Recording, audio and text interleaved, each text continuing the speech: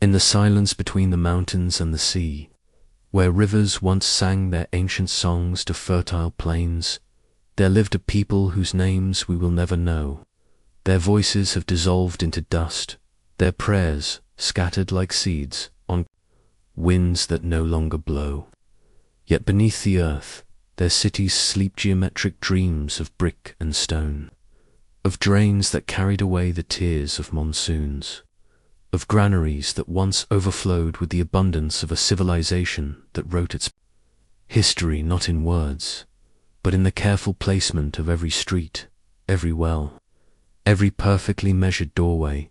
4,000 years ago, they built their world with mathematical precision and breathed life into urban planning that would not be matched for millennia. They were the masters of order in a chaotic world, architects of harmony in the dance between humanity and nature. This is their story, a whisper from the depths of time, a lullaby sung by the wind through ruins that still remember. If this journey into history moves you, take a moment to like, share, and subscribe. Let timeless stories find new hearts just like yours, long before the great cities rose, before the first bricks were fired in kilns that would burn for centuries. The land itself waited. It waited with the patience of geological time, with the stillness of stones that had watched the birth and death of countless seasons. The Indus River descended from the heights of the Himalayas like a silver serpent, carrying within its waters the dreams of mountains and the memories of snow that had never known the touch of human hands. To the east, the Gagahakra flowed, with the confidence of a river that knew its purpose, cutting channels through landscapes that would one day cradle the world's most sophisticated urban planning. These waters carried more than silt and sediment. They carried the very essence of life itself, the promise of abundance that would call to wandering peoples like a song they could not resist. The climate in those distant days breathed differently than it does now. The monsoons arrived with reliable generosity, painting the landscape in shades of green that stretched beyond the horizon. Forests whispered secrets to the wind, their canopies sheltering creatures that moved with the unhurried grace of a world not yet touched by the ambitions of civilization. Rivers meandered through valleys where wild grasses grew tall enough to hide deer, where the air itself seemed to shimmer with possibility. It was into this Eden that the first peoples came, following paths worn smooth by the feet of their ancestors, carrying in their hearts the accumulated wisdom of generations who had learned to read the language of seasons, to understand the moods of rivers, to coax abundance from soil that seemed willing to give everything in exchange for careful tending. These early inhabitants were not yet the master builders, whose ruins would one day puzzle archaeologists. They were farmers and herders, people who lived close to the earth and closer still to the rhythms that governed all life. They planted wheat and barley in fields that responded to their touch like musical instruments, producing harvests that sustained not just bodies, but the growing confidence that this land could support something greater than mere survival. There, villages began as simple clusters of mud brick homes, arranged with an intuitive sense of order that would later blossom into the mathematical precision of urban planning. Even in these early settlements, one could glimpse the seeds of the great civilization that was taking root in the collective consciousness of a people who were learning to think beyond the immediate needs of today and tomorrow. The pottery they shaped with their hands reflected more than utility. It revealed an aesthetic sense that appreciated balance and proportion. Their tools, crafted from stone and bone, showed an understanding of efficiency that would later manifest in technologies that could support cities of unprecedented size and sophistication. In the careful arrangement of their dwellings, in the placement of their granaries and workshops, one could see the embryonic stages of urban consciousness taking form. Trade began as a whisper between neighboring villages, a gentle exchange of goods that gradually extended along river routes and overland paths. Shells from distant oceans appeared in inland settlements, while products of local craftsmanship traveled to communities they had never seen.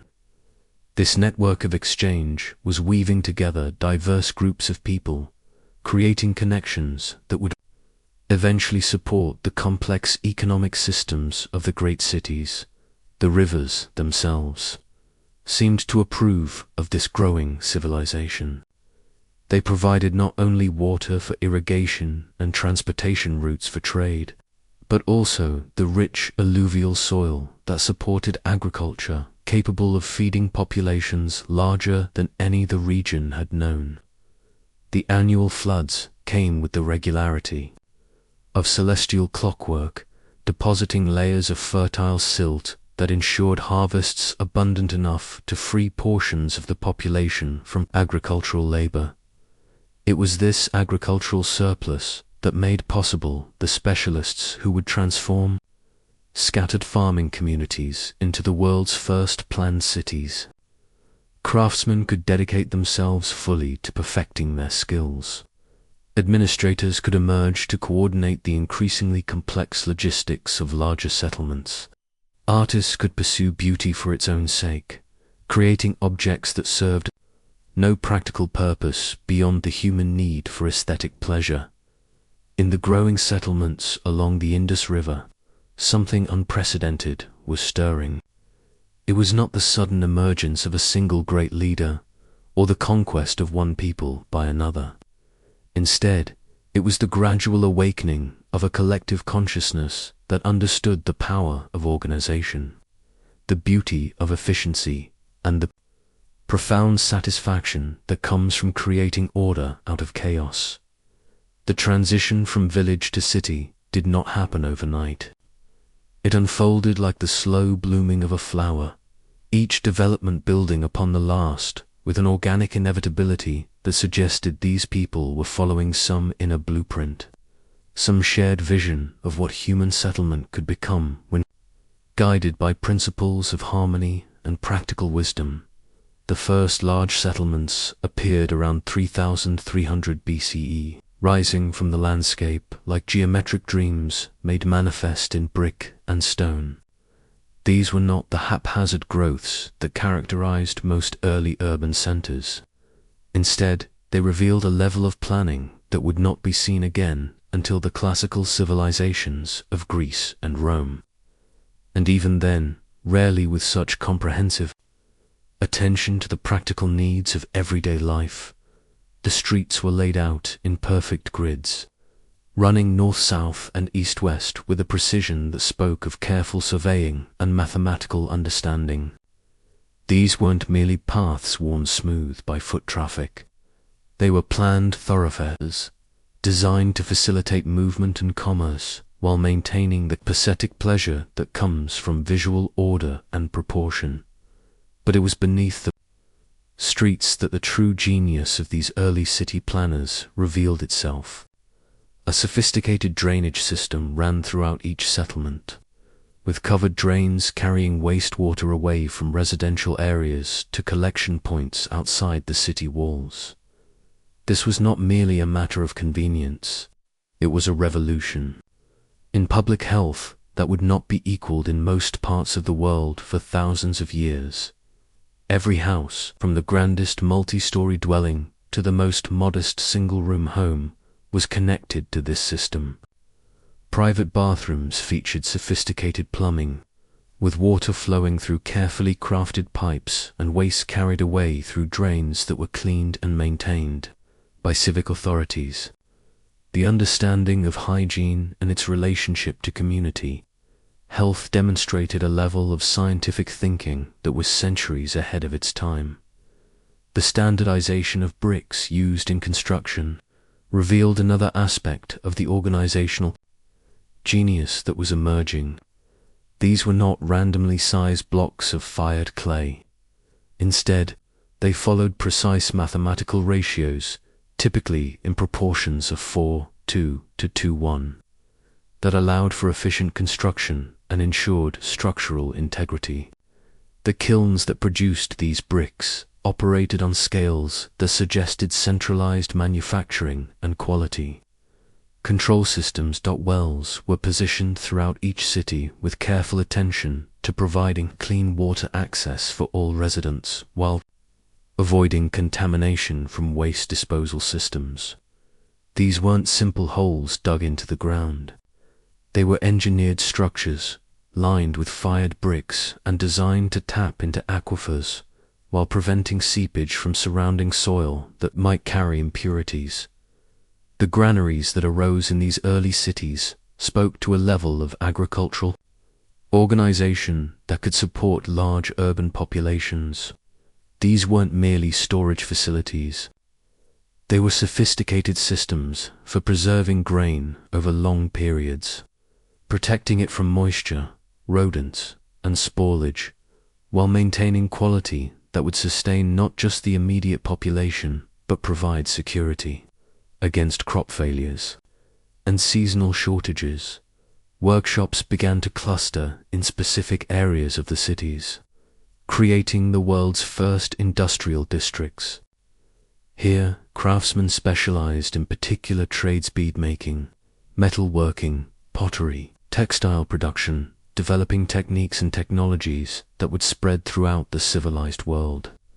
The quality of their work, evident in artifacts that have survived for millennia, speaks to a culture that valued excellence and took pride in skilled craftsmanship. The social organization that made such specialization possible was emerging without the rigid hierarchies that characterized most early civilizations. Archaeological evidence suggests a society with social differentiation but without the extreme wealth disparities found in contemporary Mesopotamian or Egyptian cultures. The largest houses were perhaps 4 times the size of the smallest, suggesting a prosperous middle class rather than a society divided between ruling elites and impoverished masses. Trade networks were expanding beyond local exchange to encompass regions thousands of miles away. Seals bearing the distinctive script of the Indus Valley have been found in Mesopotamian cities, while materials not native to the Indus region, gold, silver, precious stones, shells from distant oceans, in local workshops and finished goods. This was not merely the movement of luxury items among elites. It was a comprehensive economic system that integrated diverse regions into a network of mutual dependence and prosperity. The emergence of a standardized system of weights and measures throughout the region spoke to the sophisticated understanding of commerce and fair dealing that was becoming institutionalized. These weren't arbitrary standards imposed by rulers. They were practical systems that facilitated trade while ensuring honesty in transactions. The precision of these measurements, accurate to fractions that would satisfy modern scientific instruments, revealed a mathematical sophistication that supported complex economic calculations. Religious and ceremonial life was finding expression in public buildings that served community needs without the monumental scale that typically proclaimed the power of rulers. The Great Bath at Mohenjo-daro, with its carefully waterproofed construction and sophisticated drainage, suggested ritual practices that emphasized purification and community participation rather than the glorification of individual leaders or the appeasement of demanding deities. The writing system that was developing during this period remained undeciphered, but its widespread use on seals, pottery, and metal objects indicated a literate society where record-keeping and communication over distances were becoming standard practices. This wasn't the privilege of a priestly class or royal bureaucracy. The evidence suggests literacy was distributed throughout the population in ways that supported the complex administrative needs of urban civilization. By 2600 BCE, The great cities of the Indus Valley had achieved a level of urban sophistication that would not be equaled anywhere in the ancient world.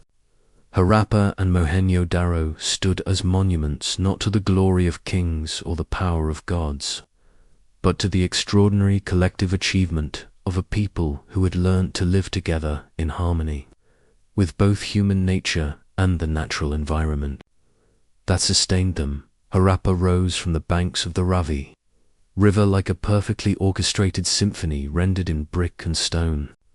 Its walls enclosed an area of nearly 150 hectares, within which lived perhaps 40,000 people in conditions of comfort and convenience that would not be matched in most cities. Until the modern era, the city was divided into distinct areas: neighborhoods, craft quarters, administrative districts, serving its function while contributing to the harmonious whole. The lower city housed the majority of the population in well-planned residential blocks. Here families lived in homes that varied in size according to their circumstances, but shared certain fundamental features that spoke to the egalitarian principles underlying the civilization. Every house had access to clean water through private wells or public facilities. Every household was connected to the sophisticated sewage system that carried waste away from living areas with an efficiency that prevented the spread of disease.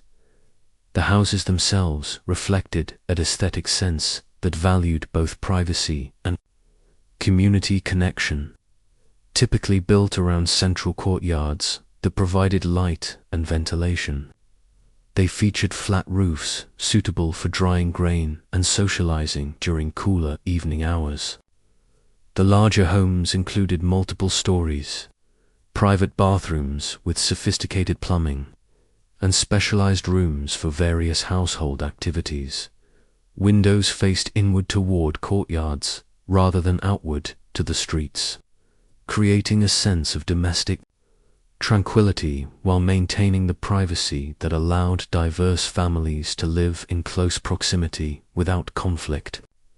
The doorways were positioned to prevent casual observers from seeing into the interior spaces, reflecting a culture that understood the importance of personal boundaries while still maintaining the social connections essential to urban life.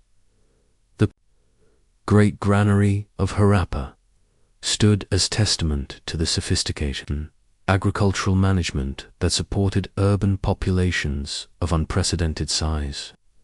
This was not merely a storage facility, but a complex system for receiving, processing, and distributing grain from the surrounding agricultural regions. The structure included ventilation systems that prevented spoilage, loading platforms that facilitated efficient transport, and administrative areas where the complex logistics of food distribution were managed. Working areas adjacent to the granary housed the craftsmen whose skills supplied not only local needs, but supported the extensive trade networks that connected the Indus Valley to distant regions. Here, beadmakers worked with materials from across the known world: carnelian from Gujarat, lapis lazuli from Afghanistan, shells from the Arabian Sea, creating ornaments of such beauty and technical precision that they were prized throughout the ancient world. The metal workers of Harappa mastered techniques for creating bronze tools and weapons that were both functional and beautiful. Their understanding of metallurgy allowed them to produce implements that were superior to those found in most contemporary civilizations. They worked not only with copper and tin, but with gold, silver, and lead, creating both practical items and ornamental objects that demonstrated the high level of artistic achievement that civilization had attained. Mohenjo-Daro, located in the Sindh region of what is now Pakistan, represented perhaps the pinnacle of Indus Valley urban planning. The city's very name, meaning mound of the dead in the local language, reflects the mystery that would later surround its abandonment. But in its prime, It pulsed with the life of a prosperous and well-organized community. The city was divided into two main areas: the citadel, built on an artificial mound that raised it above the surrounding landscape, and the lower city, where the majority of the population lived and worked. This division was not based on social hierarchy in the traditional sense, but rather reflected functional specialization, with the citadel housing public buildings and administrative facilities, while the lower city contained residential and commercial areas. The Great Bath of Mohenjo-Daro remains one of the most intriguing structures of the ancient world. This large, perfectly waterproofed pool, surrounded by smaller rooms and galleries, suggests ritual practices that emphasized purification, and perhaps community participation in religious ceremonies. The engineering required to create a watertight structure of this size, using only natural materials available in the ancient world, demonstrates a level of technical expertise that rivals modern construction techniques. The pool itself measured approximately 12 meters long, 7 meters wide, and 2.4 meters deep. Its walls were constructed of finely fitted bricks, sealed with a natural tar-based waterproofing that has remained effective for over 4,000 years. The sophisticated drainage system allowed the pool to be filled and emptied efficiently, while the surrounding galleries provided space for observers or participants in whatever ceremonies took place in this remarkable facility. The residential areas of Mohenjo-Daro revealed the same attention to practical planning that characterized all Indus Valley cities. Streets were laid out in perfect grids, with main thoroughfares running north, south, and east-west, intersected by smaller lanes that provided access to individual houses and neighborhoods. The streets were paved and featured sophisticated drainage systems that handled both rainwater and waste disposal. The houses varied in size from modest single-room dwellings to substantial multi-story structures, but all shared certain features that spoke to the civilized values of the society. Privacy was protected through careful placement of doors and windows. Sanitation was addressed through connection to the citywide sewage system. Access to clean water was ensured through either private wells or nearby public facilities. Perhaps most remarkably, the larger houses included features that would not become common in other parts of the world. For thousands of years, private bathrooms, with sophisticated plumbing, including toilets connected to the city's sewage system. These weren't crude latrines, but carefully designed facilities that provided comfort and convenience, while maintaining the standards of hygiene that helped prevent the spread of disease in densely populated urban areas. The commercial areas of both cities buzzed with activity that connected the Indus Valley to trade networks spanning from the mountains of Afghanistan to the ports of the Arabian Sea. Seals bearing the distinctive Indus script have been found throughout this vast region, indicating that merchants from these cities were active participants in international commerce on a scale that would not be seen again until the rise of maritime civilizations thousands of years later. The standardization of weights and measures throughout the Indus Valley facilitated this far-flung commerce, while ensuring fair dealing in local markets. The precision of these standards, maintained across hundreds of cities and towns throughout the civilization, speaks to a level of administrative coordination that required sophisticated systems of communication and quality control. The crafts produced in these cities achieved levels of technical and artistic excellence that amazed later civilizations. Pottery was not merely functional but beautiful, with decorative motifs that reflected both aesthetic sensibility and symbolic meaning. Textiles, though the organic materials have not survived, left evidence in the form of buttons, needles, and dyeing equipment that that suggests sophisticated techniques for producing both practical clothing and luxury fabrics. The absence of monumental architecture dedicated to rulers or gods has led some to speculate that Indus Valley society was remarkably egalitarian. Perhaps the first example in human history of urban civilization organized around principles of social harmony rather than hierarchical dominance. While this interpretation remains debated among scholars, the archaeological evidence certainly supports the conclusion that this was a society that prioritized collective welfare over individual aggrandizement. In the marketplaces of Harappa and Mohenjo-Daro, in the workshops that lined carefully planned streets, in the ports where ships arrived carrying goods from distant lands, the Indus Valley civilization orchestrated a dance of commerce that connected diverse regions in a web of mutual prosperity and cultural exchange.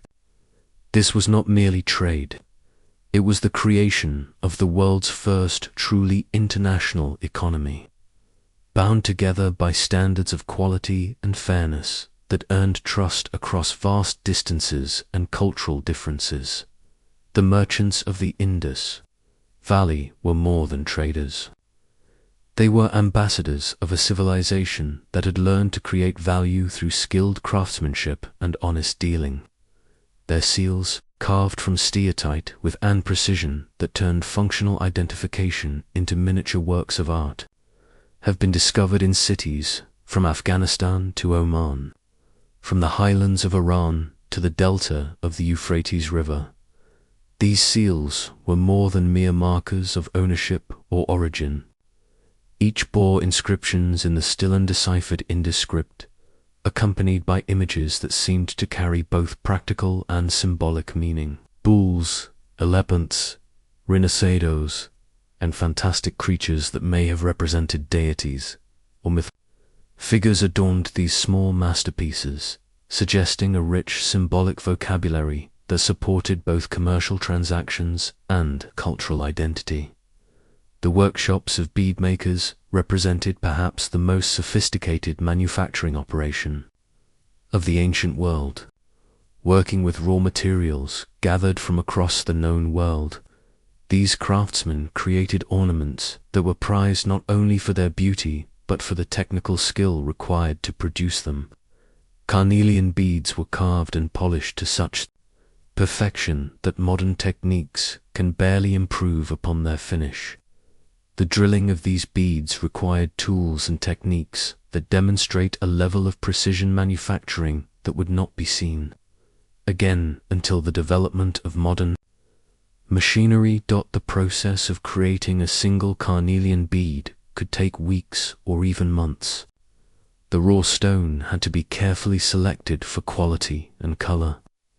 It was then roughly shaped using stone tools and abrasives, gradually refined through successively finer grades of polishing compound until it achieved the mirror-like finish that made Indus Valley beads legendary throughout the ancient world.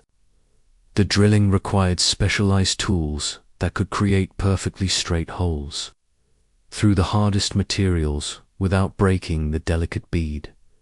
Lapis lazuli, imported from the mountains of Afghanistan along trade routes that crossed some of the world's most challenging terrain, was transformed into ornaments and inlays that adorned everything from personal jewelry to ceremonial objects. The deep blue stone, flecked with gold-colored pyrite, was prized not only for its beauty but for its rarity and the skill required to work with such challenging material. The textile industry, though its organic products have largely vanished from the archaeological record, left evidence of sophisticated production techniques. Spindle whorls, needles, and dyeing vats speak to an industry capable of producing both practical clothing and luxury fabrics. Cotton, which may have been first domesticated in the Indus Valley, was woven into textiles that were traded throughout the ancient world. The standardized weights found throughout the civilization suggest that textile production was organized along commercial lines, with consistent standards that supported both local consumption and export trade. Metalworking achieved levels of sophistication that amazed contemporary civilizations and continue to impress modern observers. Bronze tools and weapons combined strength with aesthetic appeal, while ornamental objects demonstrated mastery of techniques for working with gold, silver, and copper. The famous dancing girl figurine from Mohenjo-Daro, cast in bronze using the loss wax technique, reveals artistic sensibilities that could transform functional metalworking skills into expressions of pure beauty.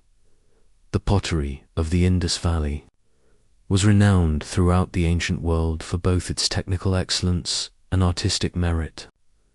The wheel-thrown vessels achieved uniformity of thickness and symmetry that spoke to highly developed skills, while the painted decorations revealed aesthetic sensibilities that could transform utilitarian objects into works of art. The firing techniques produced ceramics of exceptional durability, many of which have survived intact for over 4,000 years. Trade routes extended from the Indus Valley like arteries carrying the lifeblood of commerce to distant regions. To the north, mountain passes led to the lapis lazuli mines of Afghanistan and the silver sources of Iran. To the west, river routes and overland paths connected with Mesopotamian cities, where Indus Valley goods were prized by elite consumers. To the south, coastal routes linked with maritime networks that carried trade to the Peruvian Peninsula and perhaps beyond. The standardization of weights and measures throughout this vast trade network represented one of humanity's first attempts to create international commercial standards. The precision of these measurements, maintained across hundreds of sites throughout the civilization, required administrative systems capable of coordinating quality control over vast distances. This was not merely a matter of convenience. It was the foundation of trust that made long-distance commerce possible. The unit of measurement, based on approximately 27.584 grams, was maintained with extraordinary precision throughout the Indus Valley and even at distant trading posts. This standardization extended beyond simple weight measurements to include systems for measuring volume, length, and perhaps even time. Such coordination required communication networks and administrative systems that could maintain consistency across the entire civilization. Seaports along the Arabian Sea facilitated maritime trade that connected the Indus Valley with distant lands. Lothal, in present-day Gujarat, featured one of the world's first tidal docks, engineered to accommodate ships of varying sizes while managing the challenges of tidal fluctuations. The sophistication of this engineering feat speaks to a maritime tradition that understood both the opportunities and challenges of seaborne commerce. The dock at Lothal was connected to the main settlement by a channel that could be controlled to manage water levels. Ships could enter during high tide, be secured in the enclosed basin, and load or unload cargo regardless of tidal conditions. This engineering solution allowed for efficient maritime commerce while protecting vessels from storm damage and providing secure facilities for valuable cargo. Evidence of international trade appears in the most mundane archaeological contexts. Mesopotamian texts mention the land of Meluha, which most scholars identify with the Indus Valley, describing it as a source of valuable goods including precious stones, metals, ivory, and exotic animals. Indus Valley seals found in Mesopotamian cities often bear evidence of having been used in commercial transactions, with impressions in clay that once sealed containers or documents. The prosperity generated by this extensive trade network supported not only the merchant classes, but filtered throughout Indus Valley society. Archaeological evidence suggests that luxury goods were widely distributed rather than concentrated among a small elite. This prosperity supported the specialization that allowed craftsmen to perfect their skills and created the economic foundation for the sophisticated urban planning that characterized Indus Valley. Cities. The agricultural surplus that supported this urban civilization was itself enhanced by trade connections that brought new crops and farming techniques from distant regions. The introduction of new varieties of wheat and barley improved yields, while trade in agricultural tools and techniques helped spread innovations throughout the farming communities that fed the cities. This economic prosperity was not built on exploitation or conquest, but on value creation and fair exchange. The absence of extensive military fortifications or weapons designed primarily for warfare suggests a civilization that achieved wealth and security through commercial success, rather than military dominance. This peaceful approach to prosperity represented a remarkable achievement in human social organization, demonstrating that complex urban civilization could be built on cooperation rather than coercion. The merchant communities that managed this extensive trade network developed institutional frameworks that supported long-distance commerce across cultural and linguistic boundaries. The widespread acceptance of Indus Valley seals as markers of authenticity and quality suggests a reputation for honest dealing that was recognized throughout the ancient world. This trust was perhaps the most valuable commodity the Indus Valley produced, enabling commercial relationships that spanned continents and endured for centuries.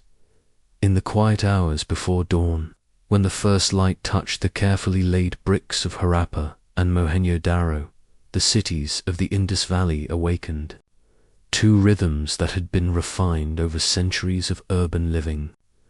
This was not the chaotic stirring of settlements grown haphazardly around accident and necessity, but the orchestrated beginning of days in cities designed to support human flourishing in all its complexity.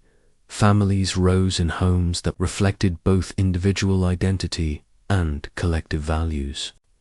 The wealthy merchant might emerge from a multi-story house built around a spacious courtyard, while the skilled craftsman began his day in more modest quarters that nonetheless provided the same essential amenities: access to clean water, connection to the sophisticated sewage system, and private spaces that allowed for both family intimacy and social interaction.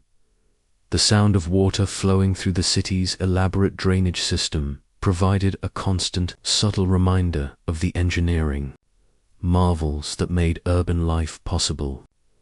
This was not merely the removal of waste, but the circulation of life itself through arteries of brick and stone that had been planned with the same care that nature devotes to the flow of rivers and the distribution of rain. Children played in courtyards and streets that had been designed with their safety and development in mind.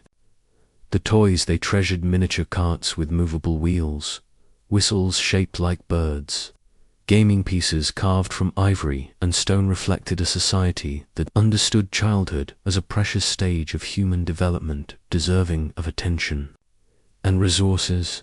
These were not merely diversions, but tools for learning the skills and values that would shape the next generation of citizens. The games they played prepared them for adult roles while fostering the creativity and problem-solving abilities that had made their civilization possible. Archaeological evidence suggests sophisticated board games that required strategic thinking, toys that encouraged manual dexterity and artistic expression, and play activities that built the social skills necessary for life in complex urban communities. Women moved through their daily routines with a freedom and dignity that contrasted sharply with the restrictions that characterized many ancient civilizations. The archaeological record suggests that that women participated actively in economic life, controlled property, and enjoyed social status that reflected their contributions to family and community welfare. The famous figurines of women, crafted with evident respect and admiration, suggest a culture that valued feminine qualities and recognized women's essential roles in maintaining social harmony. The markets came alive with the cheerful chaos of commerce conducted according to standards that ensured fairness while encouraging innovation and competition. Vendors displayed their wares on platforms and in stalls that were positioned according to civic planning that balanced the needs of commerce with the requirements of traffic, flow, and public safety. The standardized weights and measures that governed transactions were not merely practical tools, but expressions of the ethical values that underpinned the entire civilization. Craftsmen in specialized workshops perfected skills that had been passed down through generations while continuously innovating to meet the demands of both local consumers and international trade. The beadmaker might spend his entire career mastering the techniques required to work with a single type of stone, developing intuitive understanding of materials and processes that allowed him to create objects of extraordinary beauty and technical precision. The potter's wheel spun with hypnotic regularity as skilled hands shaped clay into vessels that combined function with aesthetic appeal. Each pot, bowl, and jar reflected not only individual artistry but participation in traditions that connected the craftsman to colleagues throughout the civilization and to customers, whose appreciation sustained the entire creative enterprise. Metalworkers tended furnaces that burned with temperatures hot enough to melt bronze, their workshops arranged to take advantage of prevailing winds that fed the flames while carrying away toxic fumes. The rhythmic sound of hammers shaping hot metal provided percussion for the industrial symphony that played. Throughout the craft quarters of every major city, farmers in the agricultural regions that surrounded the cities followed seasonal rhythms that had been refined through millennia of careful observation and experimentation. The flooding of rivers was not a catastrophe to be endured, but an expected blessing that replenished the soil and provided water for irrigation systems that could sustain crops throughout the growing season. The grain that filled the great granaries was not merely sustenance, but the foundation of urban civilization itself. Each harvest represented the accumulated labor of thousands of farmers working in coordination with weather patterns, river cycles, and market demands that connected rural producers with urban consumers in relationships of mutual dependence and shared prosperity. Religious and ceremonial life wove through daily routines without the oppressive weight of priestly hierarchies or demanding deities that characterized many ancient civilizations. The Great Bath at Mohenjo-daro hosted rituals that seemed to emphasize purification and community participation rather than the glorification of rulers or the appeasement of angry gods. The seals and figurines that depicted religious symbols suggested spiritual traditions that celebrated natural forces and human achievements rather than demanding sacrifice and submission. The undeciphered script that appeared on seals, pottery, and other objects throughout the civilization provided the means for record-keeping and communication that supported the complex administrative requirements of urban life. This was not merely the privilege of a literate elite, but evidence of widespread education that enabled ordinary citizens to participate fully in economic and social activities that required written communication. Evening brought families together. In courtyards where the day's heat gave way to cooling breezes that carried the sounds and scents of a city at rest, flat rooftops provided spaces for socializing and relaxation, while the sophisticated drainage systems ensured that living areas remained clean and pleasant even in the densest urban neighborhoods. The nights were illuminated by oil lamps that burned with steady flames, casting gentle light that transformed functional spaces into environments suitable for conversation, contemplation, and the intimate moments that sustained family relationships and community bonds. These were not merely sources of illumination, but symbols of a civilization that had learned to extend the productive hours of the day while creating atmospheres conducive to the cultural activities that distinguish civilization from mere survival. Sleep came to citizens who could rest secure in the knowledge that their city had been planned and built to support their welfare, that their economic activities contributed to a system that rewarded honest work and skillful production, and that their children would inherit not only material prosperity but the cultural traditions and technological innovations that made such prosperity sustainable across generations. This daily rhythm, repeated across hundreds of cities and towns throughout the Indus Valley, created a civilization that functioned like a vast organism, with each individual playing a role that contributed to the welfare of the whole while maintaining the personal freedom and dignity that made such participation voluntary rather than coerced.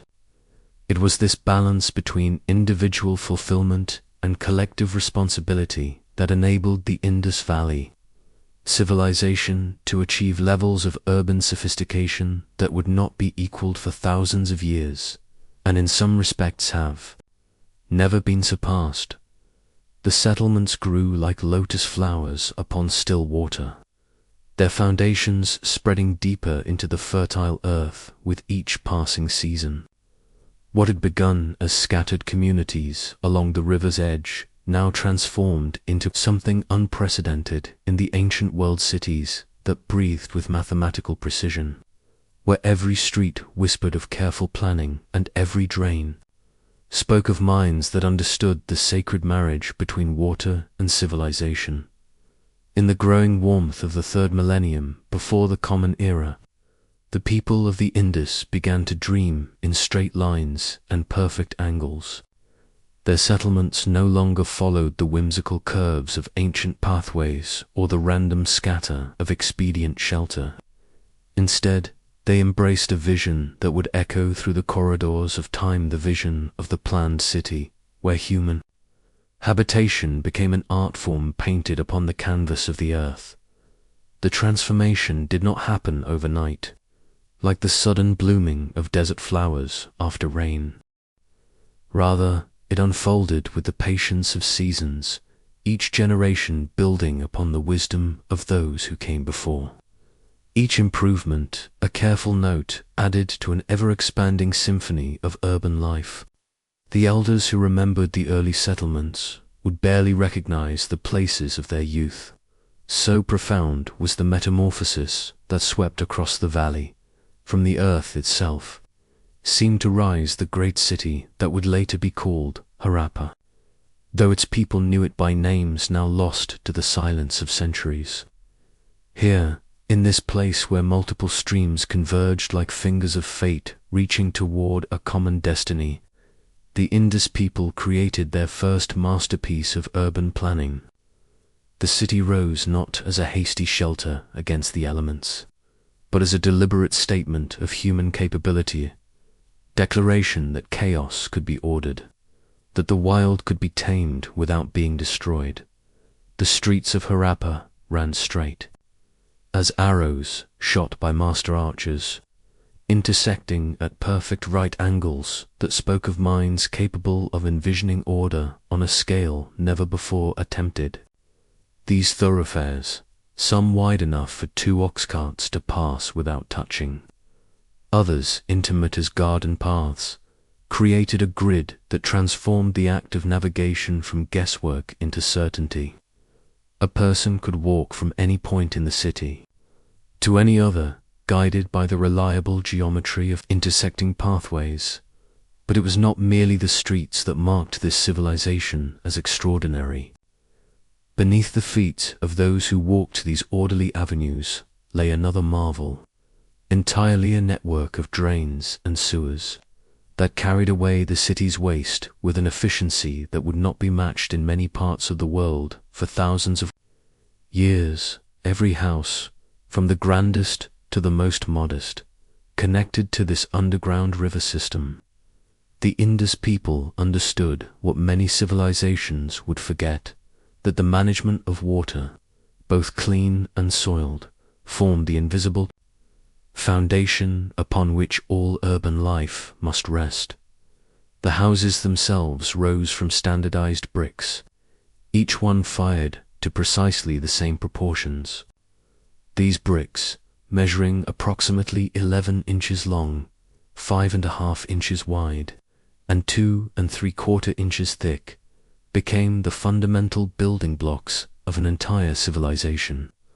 Like words in a language spoken across vast distances, these uniform bricks allowed for construction techniques that could be shared, improved upon, and passed down through generations of builders. Within the walls built from these countless bricks lived families whose daily routines had become interwoven with the rhythms of urban life. The typical house of Harappa followed a pattern that balanced privacy with practicality. Solid walls faced the street, broken only by a single doorway that opened not directly into the home's interior, but into a small vestibule or courtyard. This design ensured that the family's private life remained shielded from the eyes of passers-by, while the central courtyard provided both light and ventilation to the rooms arranged around its perimeter. Many homes boasted private wells, hand-dug, with careful precision through layers of earth and clay until they reached the sweet water that flowed beneath the city. These wells, lined with the same standardized bricks that built the walls, provided each family with reliable access to one of life's most precious resources. The water drawn from these depths had traveled far, filtered through countless layers of soil and stone, emerging pure and cool even in the heat of summer. Bathrooms within these homes revealed, perhaps more than any other feature, the sophisticated understanding the Indus people possessed of hygiene and health. Private bathing areas, complete with drains that connected to the city's waste management system, allowed residents to maintain cleanliness in a manner that protected both individual health and community welfare. The water used for bathing would flow away through carefully constructed drains, joining the underground streams that carried all waste safely away from the living areas. Some of the larger homes contained multiple stories, their upper levels accessible by staircases built into the thick walls. From these elevated spaces, residents could look out over their city, watching the sun cast long shadows across the geometric patterns of streets and buildings. The evening breeze would carry with it the sounds of urban life, the calls of merchants, the laughter of children, the rhythmic pounding of craftsmen at work, the gentle splash of water being drawn from wells, while Harappa took shape in the northern reaches of the Indus Valley.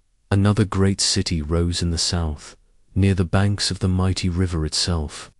This settlement, which archaeologists would later name Mohenjo-Daro, the Mound of the Dead, represented the pinnacle of Indus urban planning. Here, the principles discovered and refined in Harappa found their fullest expression, creating a city that seemed to breathe with the rhythm of perfect organization. Mohenjo-Daro spread across more than 600 acres, its population swelling to perhaps 40,000 souls at its height. The city divided itself naturally into two distinct areas: the lower city, where most residents lived and worked, and the citadel, an elevated area that housed the most important public buildings. This division spoke of a society that understood the need for both democratic accessibility and administrative centralization. The Great Bath of Mohenjo-Daro stood as perhaps the most enigmatic and impressive structure created by the Indus people. This massive pool, measuring nearly 40 feet in length and over 20 feet in width, descended 8 feet below ground level. Its walls, built from precisely fitted bricks and sealed with bitumen to prevent leaks, created a watertight vessel capable of holding thousands of gallons of water. Steps descended into the bath from both ends, their surfaces worn smooth by countless feet over hundreds of years. Around the great bath ran a corridor supported by pillars, creating a covered walkway where people could move while remaining sheltered from sun or rain. Small rooms opened off this corridor, each equipped with its own drain, suggesting they served as changing areas or perhaps spaces for ritual purification. The entire complex breathed with religious significance, though the exact nature of the ceremonies performed here remains locked in the silence that shrouds so much of Indus civilization. Water flowed into the great bath through a well-constructed, in one of the adjoining rooms, while an outlet controlled by what appears to have been a cork plug allowed for the pool to be drained when necessary. The sophistication of this water management system demonstrated an understanding of hydraulic engineering that would not be surpassed in the ancient world for many centuries. Near the great bath stood another structure that has puzzled archaeologists since its discovery, the so-called granary. This massive building, with its thick walls and ventilated floor, appears to have been designed for the storage of grain on an enormous scale. Ducts built into the floor allowed air to circulate beneath the stored grain, preventing spoilage and pest infestation. The size of this structure suggests a level of agricultural surplus and administrative organization that speaks to the prosperity and stability of Indus society. The streets of Mohenjo-Daro followed the same grid pattern perfected in Harappa, but on an even grander scale.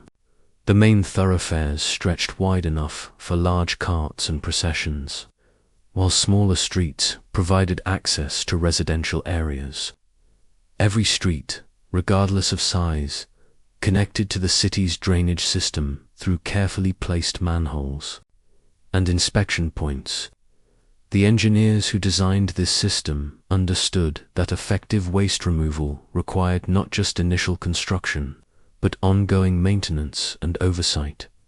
Public wells dotted the city at regular intervals, ensuring that no resident lived far from a reliable source of clean water. These wells, like their private counterparts, penetrated deep into the earth, tapping into aquifers that provided sweet water even during the driest seasons. The placement of these wells followed a pattern that spoke of careful surveying and planning, distributed to serve the population efficiently while avoiding contamination from the waste management system. Dawn in Mohenjo-Daro arrived with the gentle sounds of a city awakening. The first light of the sun, filtering through the geometric shadows cast by straight walls and orderly streets, found people emerging from their homes to begin the daily rituals that sustained urban life. Women carried water vessels made from the distinctive red pottery that marked Indus craftsmanship, their footsteps echoing softly against the fired brick surfaces of courtyards and alleyways. The standardization that characterized Indus architecture extended to many aspects of daily life. Weights and measures followed precise standards across the entire civilization, allowing for trade and commerce that could be conducted with confidence from one end of the valley to the other. A merchant in Harappa could be certain that a measure of grain purchased in Mohenjo-Daro would conform to the same standards he used in his own city. This uniformity, more than armies or edicts, bound the diverse settlements of the Indus region into a single, coherent economic system. The people of the Indus cities wore clothing made from cotton, a plant they were among the first in the world to cultivate and weave into fabric. The cotton grown in the fertile soil of the valley produced fibers of exceptional quality, which skilled artisans transformed into cloth using techniques that would spread across the ancient world through trade networks. The garments worn by Indus people, while simple in design, represented a mastery of textile production that spoke to generations of accumulated knowledge and skill. Children in these cities grew up surrounded by toys that revealed both the playful nature of Indus society and the sophisticated techniques of its craftsmen. Small carts with movable wheels, whistles shaped like birds, dice for games of chance, and intricately carved figurines provided entertainment, while also serving as tools for learning the skills they would need as adults. The ubiquity of these toys across Indus sites suggests a culture that valued childhood and understood the importance of play in human development. Craftsmen worked in specialized workshops scattered throughout the cities, their skills passed down through families and guilds. Potters shaped vessels on wheels, creating the distinctive red ceramics decorated with black geometric patterns that became a hallmark of Indus culture. These designed spirals, intersecting circles, plant motifs, and abstract patterns spoke a visual language that was understood across the entire civilization, creating a sense of shared identity that transcended local differences. Metalworkers forged tools and ornaments from copper, bronze, and precious metals, their techniques refined through centuries of experimentation and innovation. The bronze used by Indus smiths achieved a quality that impressed even modern metallurgists, demonstrating an understanding of alloy composition and temperature control that represented the cutting edge of ancient technology. Spears, axes, knives, and farming implements emerged from their workshops, along with jewelry and decorative objects that spoke to the aesthetic sensibilities of their makers and customers. Bead makers created ornaments of extraordinary beauty and complexity, drilling holes through carnelian, agate, and other semi-precious stones with a precision that modern jewelers struggle to match. Some of these beads, no larger than seeds, contained holes so perfectly centered and smoothly finished that they seemed to defy the limitations of ancient tools. The techniques used to create these masterpieces remained a closely guarded secret, passed down through generations of artisans who elevated their craft to the level of high art. The markets of Indus cities bustled with activity as merchants displayed their wares on platforms and in stalls constructed from the same standardized bricks that built the surrounding buildings. Grain from the fertile fields surrounding the cities, pottery from local workshops, textiles woven from valley-grown cotton, and exotic goods brought by traders from distant lands all found buyers among the urban population. The wealth generated by this commerce supported not only the merchants themselves, but the entire complex society that had grown up around the cities. The influence of the Indus cities extended far beyond the valley that gave them birth. Traders, carrying goods produced in Harappa and Mohenjo-Daro, traveled routes that stretched across thousands of miles, connecting the Indus civilization to the broader world of Bronze Age commerce. These merchants, guided by stars and landmarks, followed paths worn smooth by countless caravans, their heavily laden carts and pack animals carrying the products of Indus. Workshops to markets in distant lands, seals carved from steatite served as the calling cards of these far-traveling merchants. Each seal bore a unique design, animals, geometric patterns, and symbols from the undeciphered Indus script that identified its owner and guaranteed the authenticity of goods marked with its impression. These seals, small enough to be carried easily but distinctive enough to be recognized anywhere, became the passports of Indus commerce, opening doors in markets from the Persian Gulf to the highlands of Afghanistan.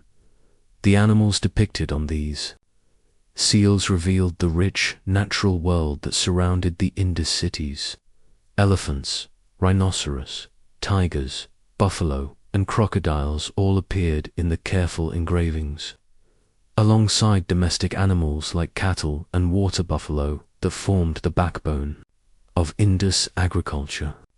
Most mysterious of all was the creature that appeared more frequently than any other, a powerful animal with a single horn, possibly representing a rhinoceros seen in profile, or perhaps a mythical beast that held special significance in Indus.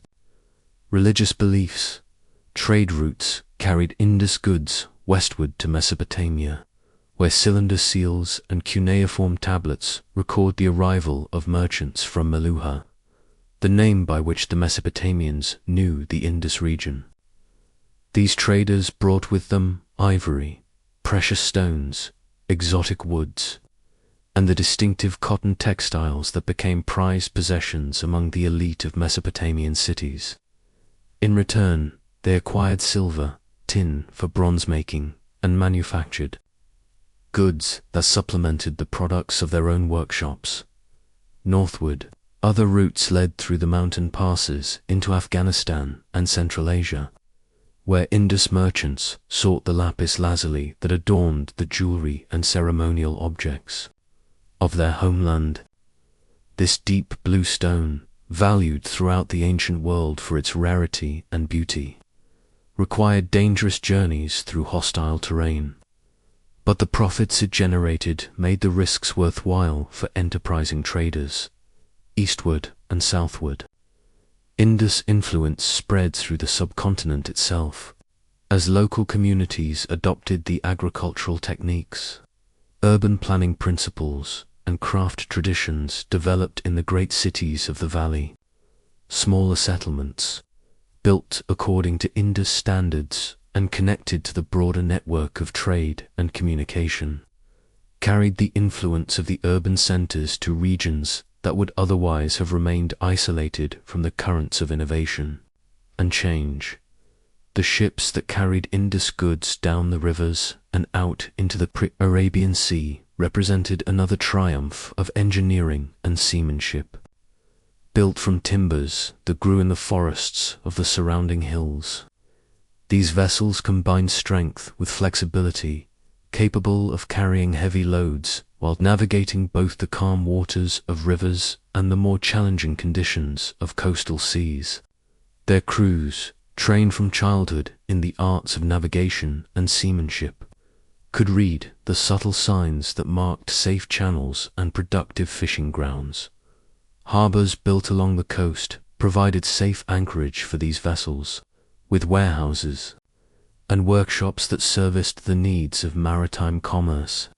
The harbor at Lothal, carefully excavated to reveal its ancient secrets, showed how Indus engineers created tidal docks that could accommodate ships regardless of the water level.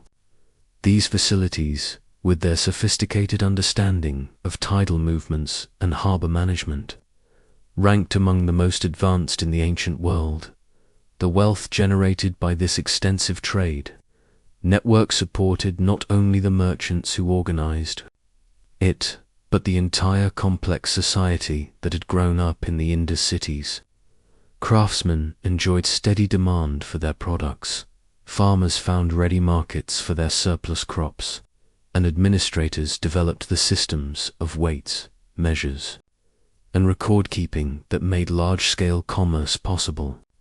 The prosperity that flowed from trade created a virtuous cycle, generating the resources needed to support ever larger populations and ever more sophisticated urban environments. Yet, for all their achievements in urban planning, craftsmanship, and commerce, the Indus people left behind one of history's greatest puzzles in the form of their governance systems. Unlike the civilizations of Mesopotamia and Egypt, which erected monuments to their kings and filled their records with accounts of royal achievements, The Indus cities reveal no obvious signs of monarchical rule. No palaces dominate their skylines. No royal tombs guard hoards of treasure. No inscriptions proclaim the victories of individual rulers. This absence of obvious hierarchy has led many scholars to wonder whether the Indus civilization represented something unique in the ancient world. The society organized along principles that differed fundamentally from the autocratic systems that characterized most early urban cultures. The uniformity of housing sizes, the standardization of weights and measures, and the apparent lack of extreme wealth concentration all suggest a society where power may have been more broadly distributed than in contemporary civilizations. The citadel areas of cities like Mohenjo-daro clearly served administrative functions, but the buildings found there speak more of collective decision-making than individual authority.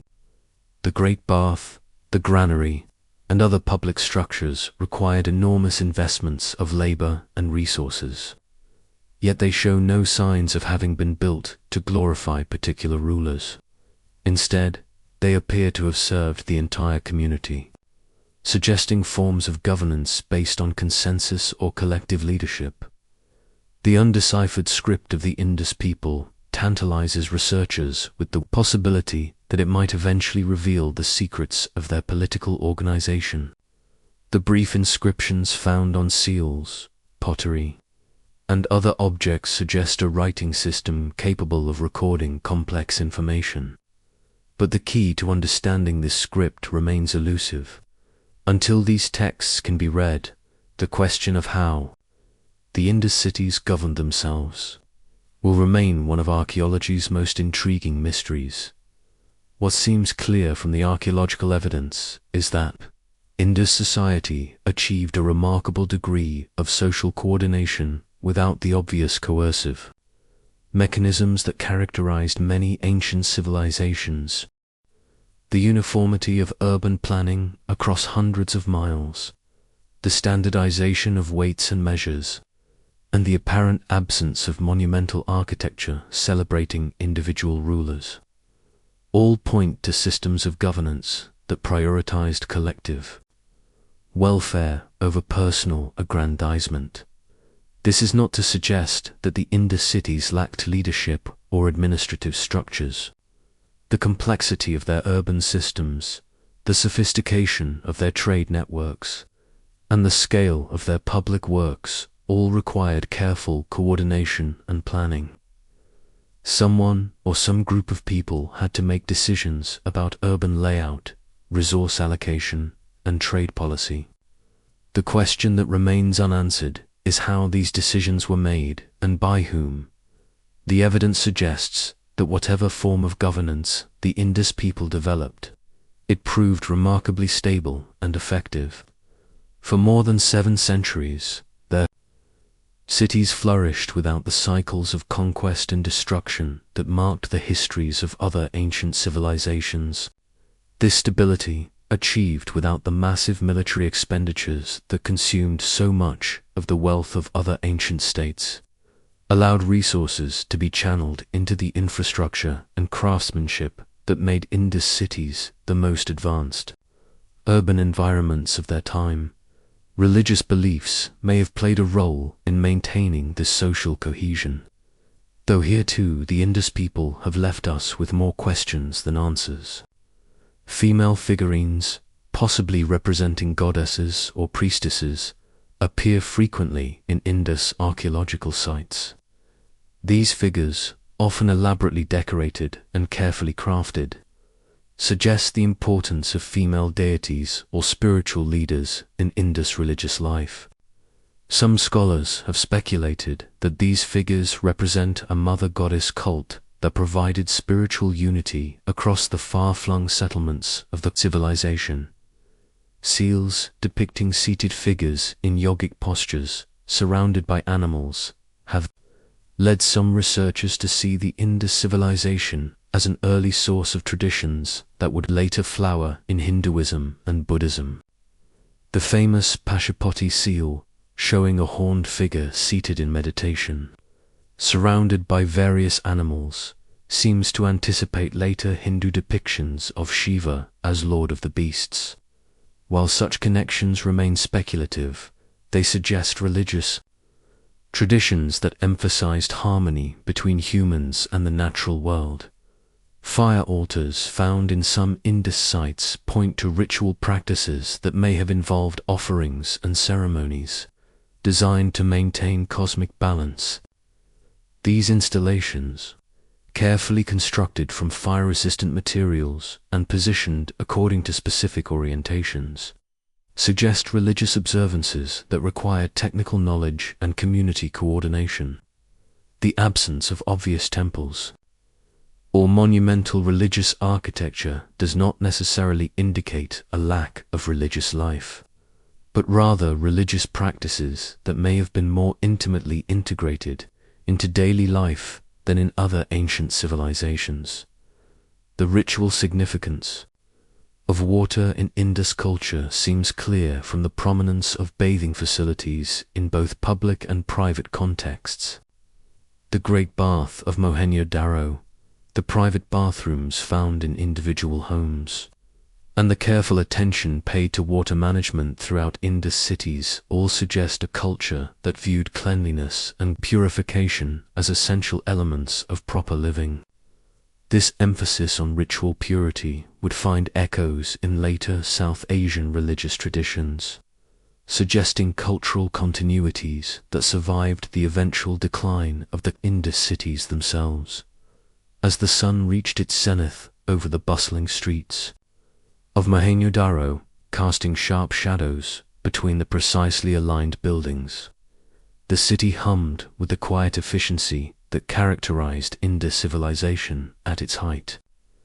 Children played with their wheeled toys in courtyards cooled by the shade of brick walls, while their parents pursued the daily activities that sustained urban life.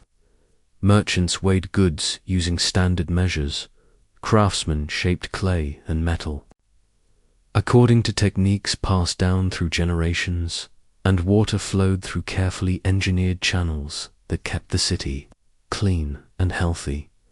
The achievement represented by cities like Harappa and Mohenjo-daro extended far beyond their impressive physical remains. These settlements demonstrated that human beings could create urban environments that balanced individual needs with collective welfare, that prosperity could be achieved without the extremes of wealth and poverty that characterized many ancient societies, and that sophisticated civilizations could flourish without the constant warfare that consumed so much of the energy of their contemporaries. Yet even as these cities reached their greatest extent and sophistication, subtle changes were beginning to stir in the world around them. The climate that had nurtured the Indus civilization for so many centuries was shifting in ways that would challenge the very foundations upon which their prosperity rested. Rivers that had flowed predictably for generations began to change their courses, rainfall patterns that had sustained their agriculture for centuries started to become less reliable, and the delicate balance between human ambition and natural resources that had made their achievement possible was beginning to show signs of strain. The great cities that had risen like monuments to human ingenuity and cooperation would face tests that would challenge their remarkable systems of organization and planning.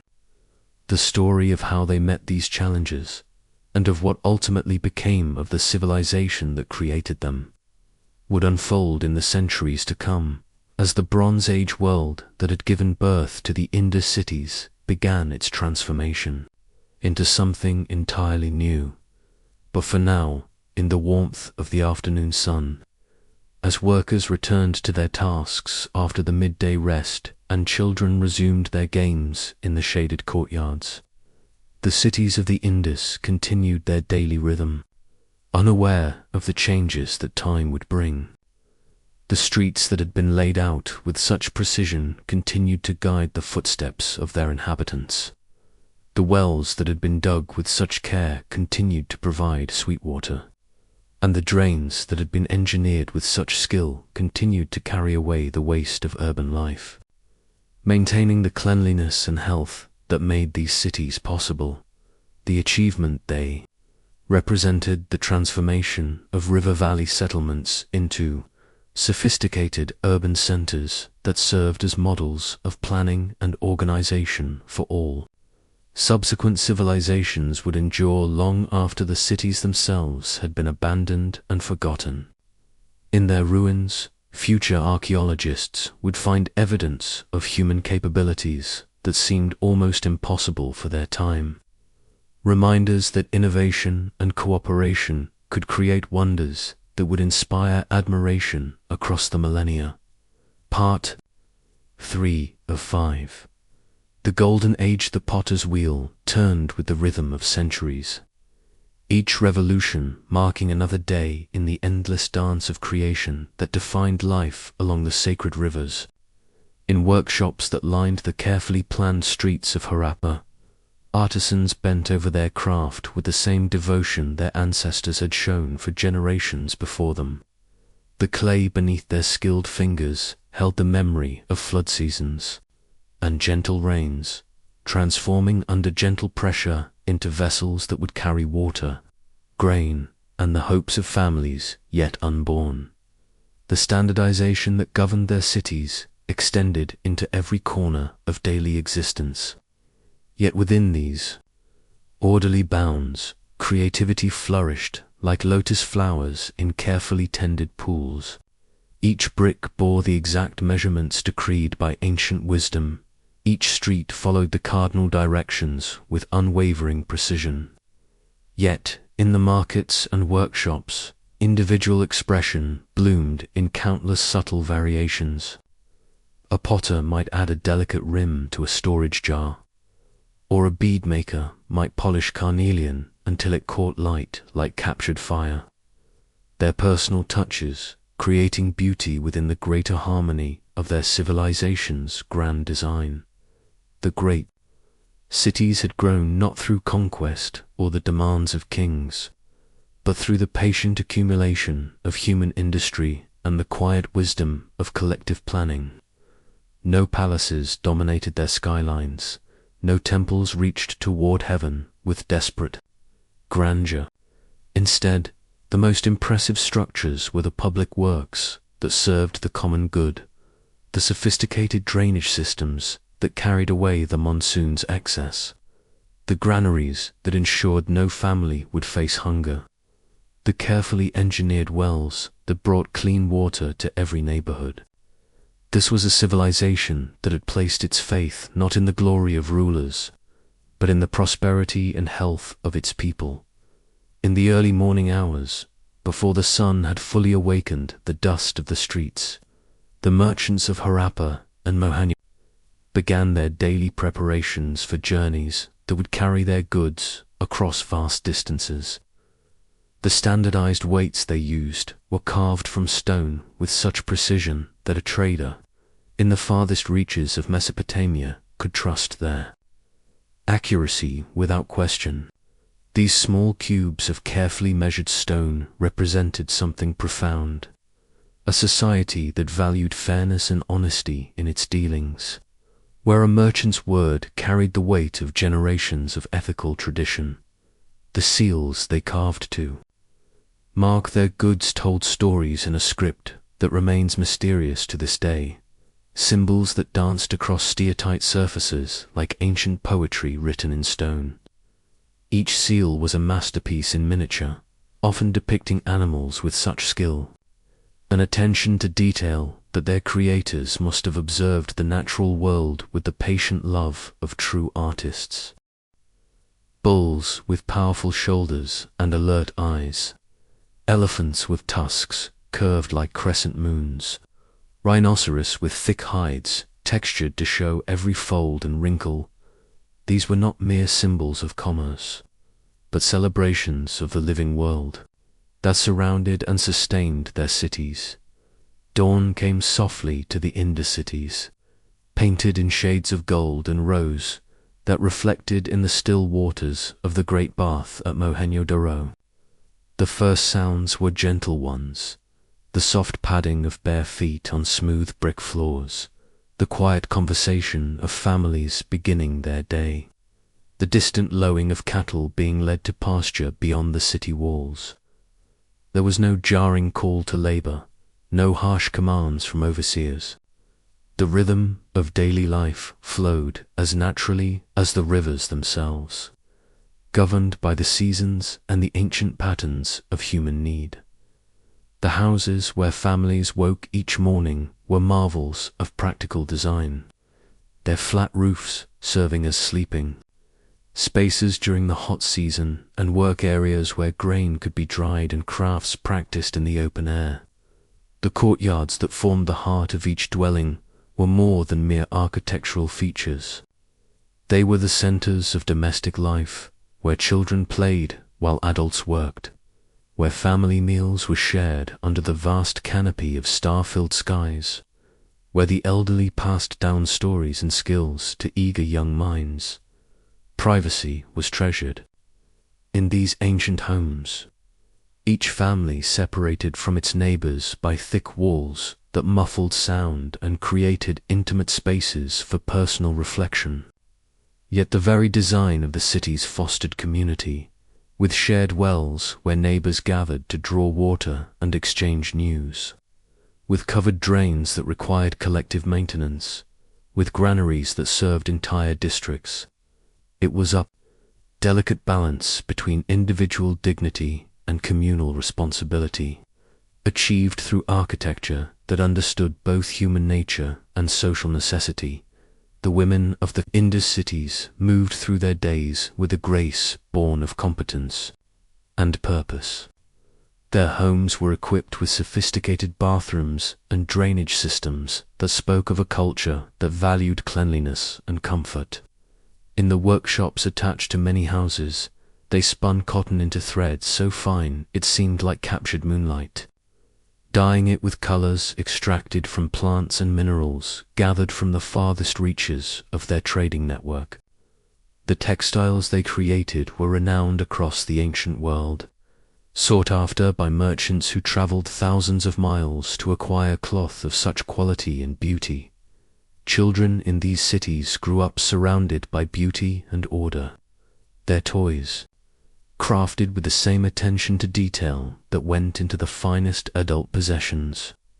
Small clay carts with wheels that actually turned, miniature animals modeled with loving precision, whistles and rattles that made music when shaken. These were not mere objects but instruments of learning, designed to teach young minds about the world they would inherit.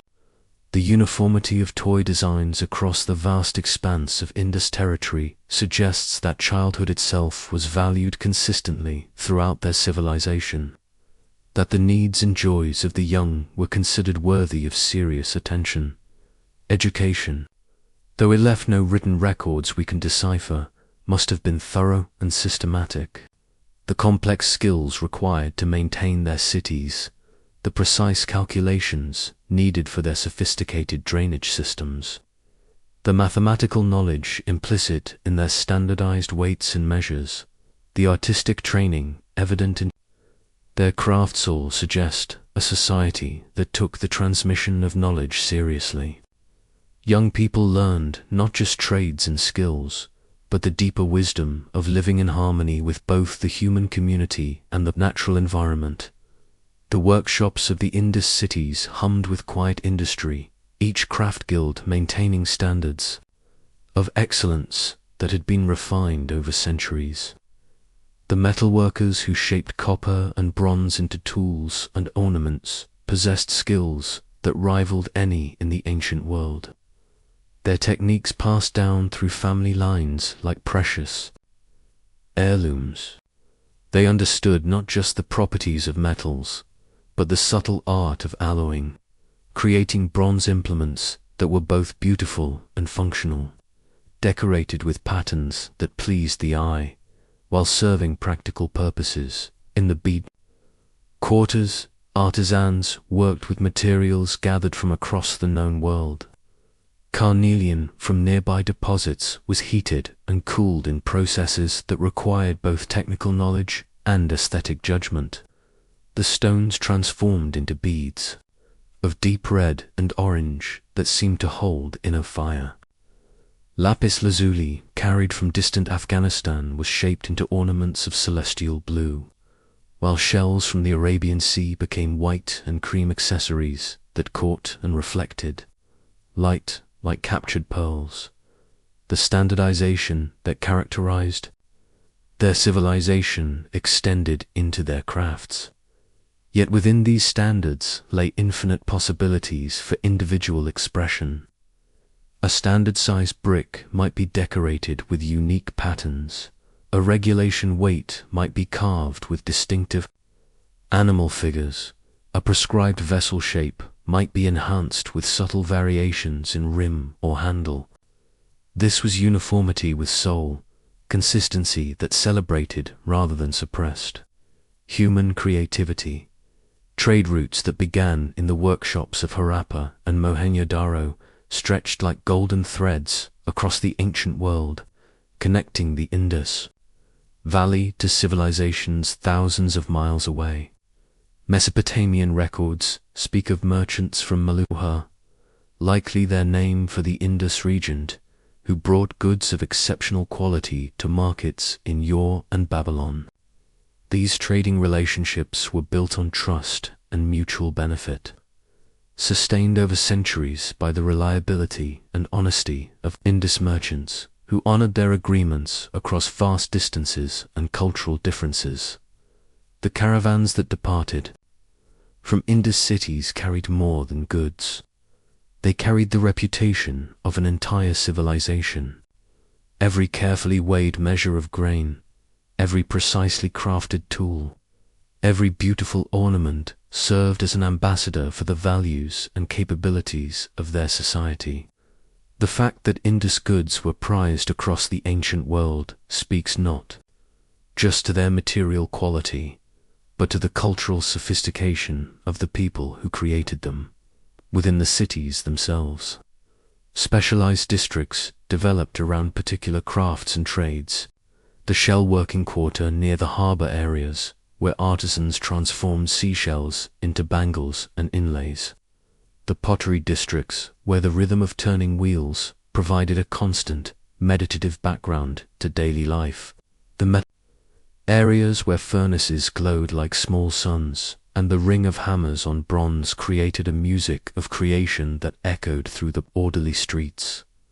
The merchants who coordinated this vast network of production and trade operated with a sophistication that would not be out of place in modern commercial centers. Their seals served as signatures and quality guarantees. Their standardized weights eliminated disputes and built trust. Their understanding of seasonal trade patterns allowed them to plan expeditions that maximized profit while minimizing risk. Yet they operated without the complex legal codes and enforcement mechanisms that characterized other ancient civilizations, suggesting a culture where honor and mutual respect were sufficient to govern commercial relationships. At the heart of Mohenjo-daro stood one of the most enigmatic and beautiful structures left by the Indus civilization, the Great Bath. A rectangular pool lined with precisely fitted bricks and sealed with natural bitumen to prevent leakage. The steps that descended into its waters were worn smooth by countless feet, evidence of generations who came to this sacred space for purposes we can only imagine. The very presence of such a structure, built with the same care and precision as the most practical civic works, speaks to a people for whom spiritual cleansing and physical purification were matters of profound importance. The water that filled this ancient bath came from a sophisticated well system, its level maintained by careful engineering that ensured the sacred pool would never run dry. Around its edges, covered galleries provided spaces for contemplation and preparation, their brick floors and walls bearing the same attention to detail that characterized every aspect of Indus construction. the acoustic properties of the space suggest it may have been designed for ritual chanting or ceremonial music, the sound of voices or instruments echoing gently off the precisely angled walls.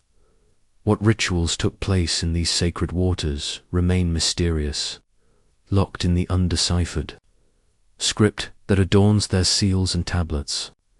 Yet the reverence for water that the Great Bath represents echoes through later South Asian traditions, suggesting continuities that span millennia. Water was life in this riverine civilization, the source of agricultural abundance, the highway for trade, the cleanser of body and spirit. In honoring water through such magnificent architecture, the Indus people were honoring the very force that made their civilization possible. The smaller baths and wells that served individual neighborhoods were built with the same care as the Great Bath, their construction revealing a democratic approach to access to clean water. Every district had its wells, every neighborhood its bathing facilities. This was not a civilization where clean water was a privilege of the wealthy, but a society that recognized access to pure water as a fundamental need that should be met for all citizens, regardless of their social status or economic means. The sophisticated understanding of hydrology that made such water systems possible suggests a deep observation of natural patterns and cycles. The Indus engineers who designed these systems understood not just how to move water from point to point, but how to work with the natural properties of water to create sustainable, long-lasting infrastructure. Their covered drains followed the natural flow of gravity. Their wells were positioned to take advantage of groundwater patterns. Their reservoirs were sized to handle the seasonal variations of monsoon and drought in the quiet hours before dawn. When the cities lay wrapped in gentle darkness, the sound of water moving through stone channels provided a constant, soothing backdrop to sleep and dreams. The drainage systems that carried away used water did so silently and efficiently, their covered channels eliminating the odors and health problems that plagued other ancient cities. It was a technology born of wisdom and care, designed not for impressive display but for the daily comfort and well-being of ordinary people. The religion or belief system that inspired such reverence for water remains largely mysterious, but its effects are written in stone and brick throughout the Indus cities. Every well was constructed with ritual precision, every drain system designed to honor the sacredness of flowing water. The absence of grand temples dedicated to individual deities suggests a spirituality that found the divine not in remote heights, but in the practical necessities of daily life in clean water, fertile soil, and the careful stewardship of natural resources. One of the most remarkable aspects of Indus civilization was what it chose not to build. Archaeological excavations have revealed no palaces that dwarfed ordinary homes, no massive monuments to individual rulers, no fortifications that suggest a society living in fear of attack. Instead, the most impressive structures were those that served the common good: granaries for food security, drainage systems for public health, and a careful urban planning that made their cities models of life by. This absence of monumental architecture dedicated to individual power suggests a form of social organization that was remarkably egalitarian for its time. While social distinctions certainly existed, larger houses suggest wealthier families. Specialized crafts imply different economic roles. The overall pattern is one of shared prosperity rather than extreme inequality. The resources that other civilizations poured into pyramids and palaces were instead invested in infrastructure that improved life for everyone. The weapons found in Indus sites are primarily tools rather than instruments of war, copper and bronze knives suitable for cutting grain or preparing food, spears that could serve for hunting as well as defense, axes designed for woodworking rather than battle. While they certainly possessed the metallurgical skills to create effective weapons, the archaeological record suggests they chose to focus their technical expertise on peaceful pursuits: agriculture, trade and craft production. Trade relationships with neighboring regions appear to have been based on mutual benefit rather than exploitation or conquest. Indus goods appear in Mesopotamian sites as luxury items, valued for their quality and craftsmanship. In return, raw materials from distant lands found their way into Indus workshops, where they were transformed into objects of beauty and utility. These extensive trade networks suggest a civilization that preferred commerce to conquest, that built wealth through industry and exchange rather than through military domination. The agricultural abundance that supported this peaceful prosperity was built on sophisticated understanding of irrigation and flood management. The annual floods of the Indus River were not chaotic disasters to be feared, but predictable events to be channeled and utilized. The fertile silt deposited by controlled flooding renewed the soil each year, while carefully planned drainage systems prevented waterlogging that could damage crops. Granaries, built with precise attention to ventilation and pest control, ensured that the surplus from good harvests could be stored safely against years of lesser yield. The size and distribution of these storage facilities suggest a system of resource management that operated at the city and regional level, coordinating agricultural production across wide areas to ensure food security for all urban populations. The domesticated animals that shared the Indus cities lived in apparent harmony with their human companions. Cattle provided milk and muscle power for agriculture, their images appearing frequently on seals and sculptures with what seems like reverence and affection. Water buffalo wallowed in specially constructed pools, their presence contributing to the agricultural prosperity that supported urban life. Dogs, cats, and fowl completed a domestic ecosystem that enhanced rather than strained the urban environment. Cotton cultivation, one of humanity's earliest experiments with this valuable fiber, reached sophisticated levels in the Indus Valley.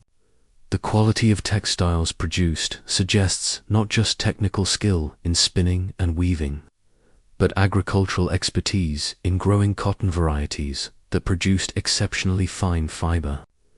The entire process from field to finished cloth represented a chain of knowledge and skill that spanned multiple generations and countless individual contributions to collective expertise. Beauty in the Indus cities was not confined to special objects reserved for elite use, but was woven into the fabric of everyday life. The simplest pottery vessels bore elegant proportions and subtle decorative elements. The most utilitarian tools were shaped with an eye for pleasing form as well as efficient function. Even the bricks that formed their buildings were molded with such precision that the walls themselves became works of architectural art, their surfaces creating patterns of light and shadow that changed with the movement of the sun.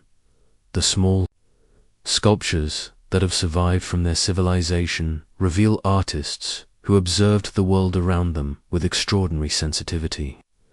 The famous bronze dancing girl of Mohenjo-Daro captures not just the physical form of a young woman, but something of her personality and spirit, the confident tilt of her head, the casual grace of her pose, the ornaments that suggest her status and style.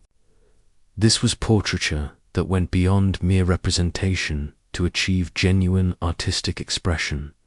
Animal figurines, both in bronze and terracotta, show the same keen observation and artistic skill. Bulls modeled with attention to every detail, of musculature and anatomy, their expressions alert and intelligent. Elephants captured in moments of movement, their thick skin textured with loving precision.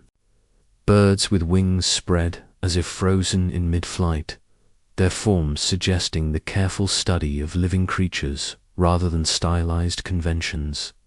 The seals that served commercial and administrative functions were elevated to the level of art through the skill of their creators.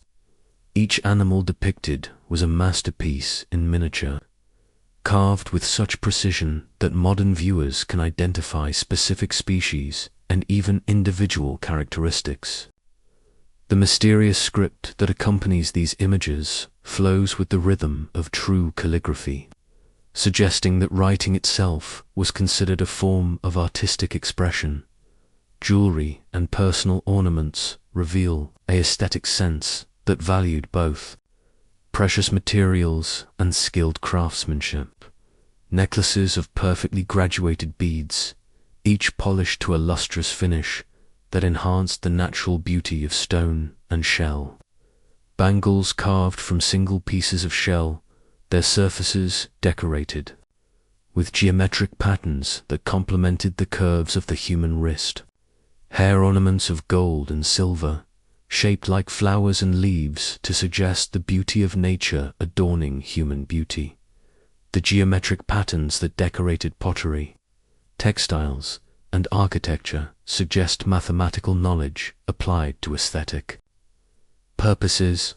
Spirals, circles, and angular designs were combined with a sophistication that required both technical skill and artistic judgment. These patterns were not merely decorative, but seemed to embody principles of harmony and proportion that reflected deeper understanding of mathematical relationships in nature. Games and recreational objects reveal a culture that valued leisure and entertainment as important aspects of human life. Dice made from carefully carved stone, their spots arranged according to patterns that remained consistent across the entire civilization. Game boards with intricate designs that suggest complex rules and strategies. Toys for children that were not crude approximations of adult objects, but carefully crafted items designed specifically for young minds and hands. Music, though it leaves no direct traces in the archaeological record, was surely part of Indus. Life, whistles and rattles have been found among children's toys, suggesting that making music was considered a natural part of human development. The acoustic properties of the Great Bath and other public spaces suggest they may have been designed with sound in mind, their architecture shaped to enhance musical or ceremonial activities. The integration of artistic sensibility into practical objects reflects a worldview that saw no sharp distinction between beauty and utility. A water jar was not just a container, but an opportunity to create pleasing form. A seal was not just an identification mark, but a chance to celebrate the natural world through skillful representation. A brick was not just a building component, but part of a larger architectural composition that would create environments worthy of human habitation. This democratic approach to beauty, the idea that all people deserve to live surrounded by objects that pleased the eye and elevated the spirit, may have been one of the Indus civilization's greatest achievements. In a world where artistic beauty was often reserved for royal courts and religious elites, they created a society where aesthetic pleasure was part of ordinary life, where the humblest home might contain objects of genuine artistic merit, where the daily experience of every citizen was enriched by contact with beauty. The golden age of the Indus Valley civilization flowed like their great rivers, carrying with it the accumulated wisdom of generations who had learned to live in harmony with both nature and each other. In their carefully planned cities, prosperity was not the privilege of a few, but the birthright of all who contributed to the collective endeavor of civilization. Their craftsmen shaped clay and metal with skills that married beauty to function. Their merchants traveled vast distances bearing goods that spoke of their society's values and capabilities.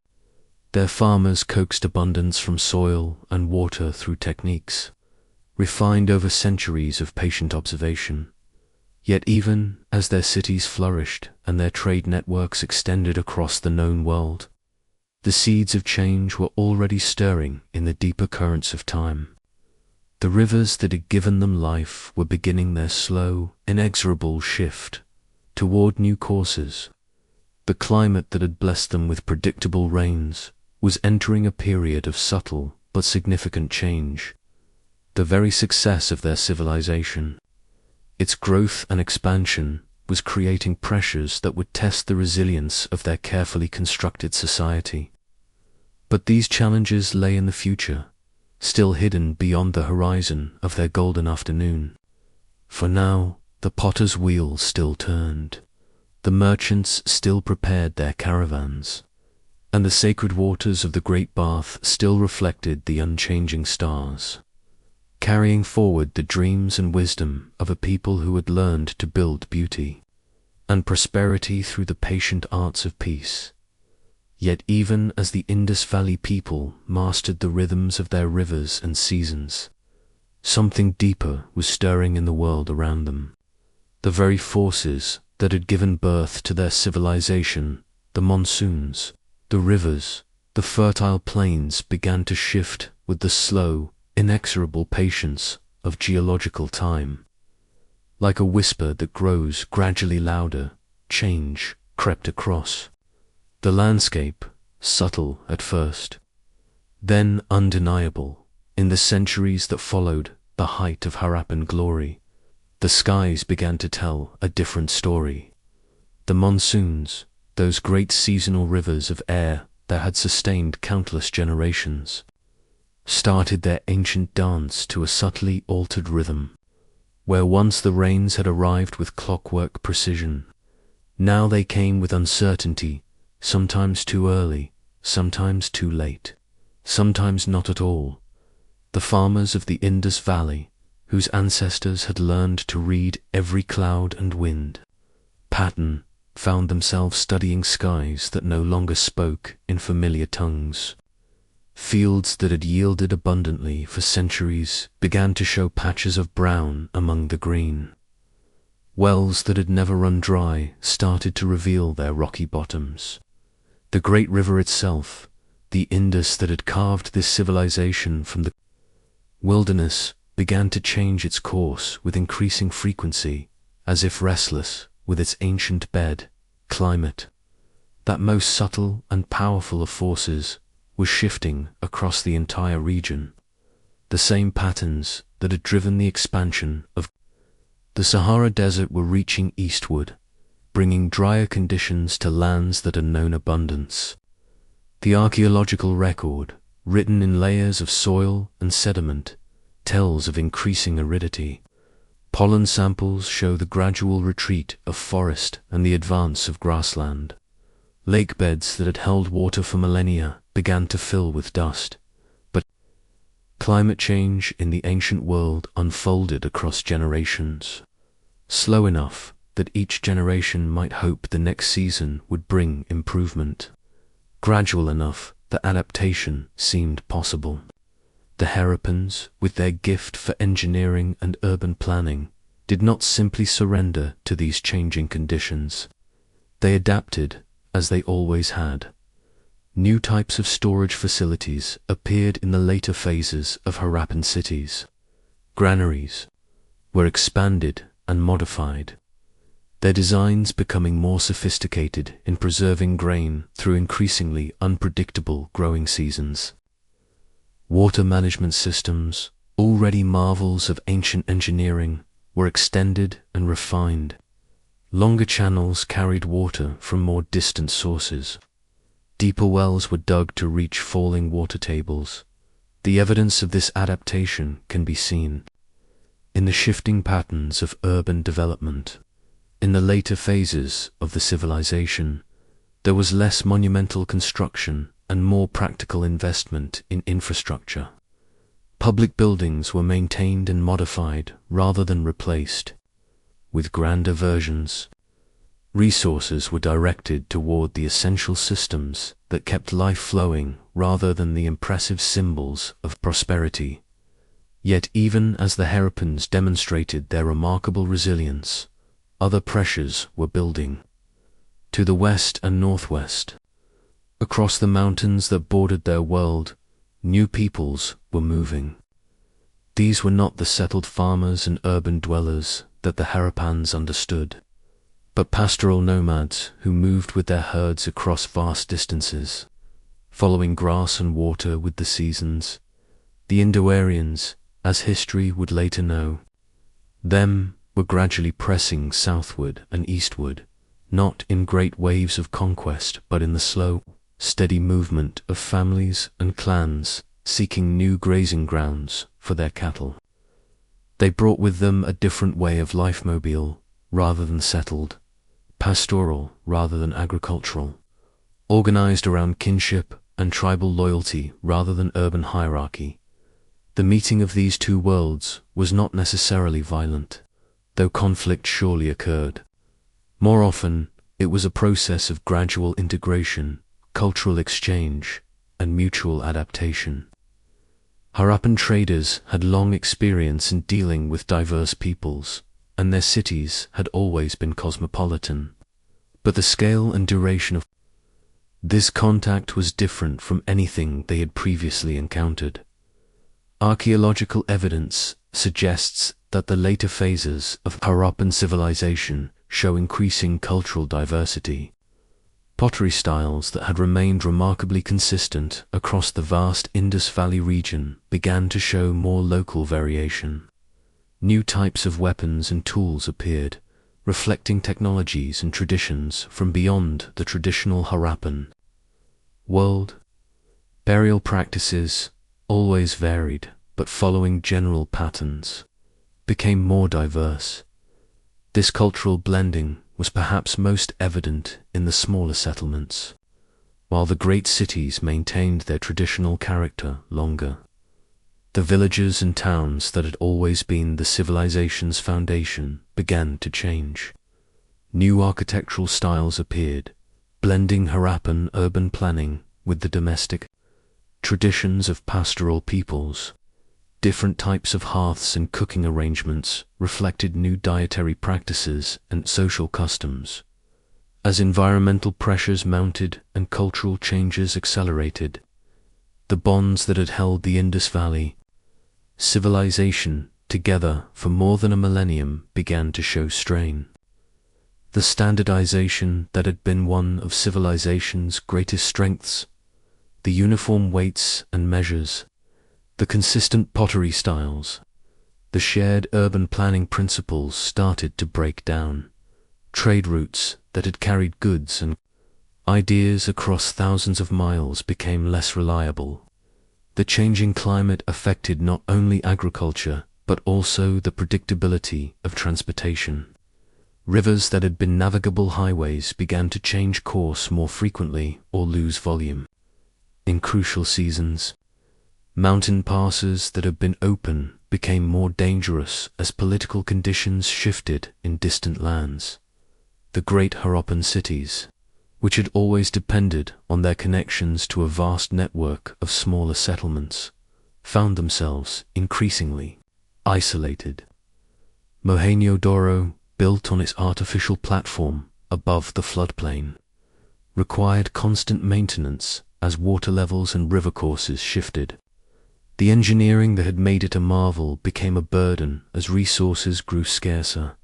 Harappa itself, the namesake city that had given its name to the entire civilization, showed signs of decline that archaeologists can read in its layers like chapters in a slow, sad book. The later construction was less sophisticated, using older bricks and simpler techniques. The famous grid pattern of streets became less regular as new buildings were added without following the original master plan. Most tellingly, the great public works that had been the pride of Harappan civilization began to fall into disrepair. The elaborate drainage systems that had kept the cities clean and healthy for centuries started to show signs of neglect. Wells were not maintained as carefully. Public buildings were repaired with whatever materials were available rather than replaced with structures worthy of their original grandeur. The script that had bound the civilization together in commerce and spy administration appears in its final phases to have been less widely used. Seals and inscriptions become less common.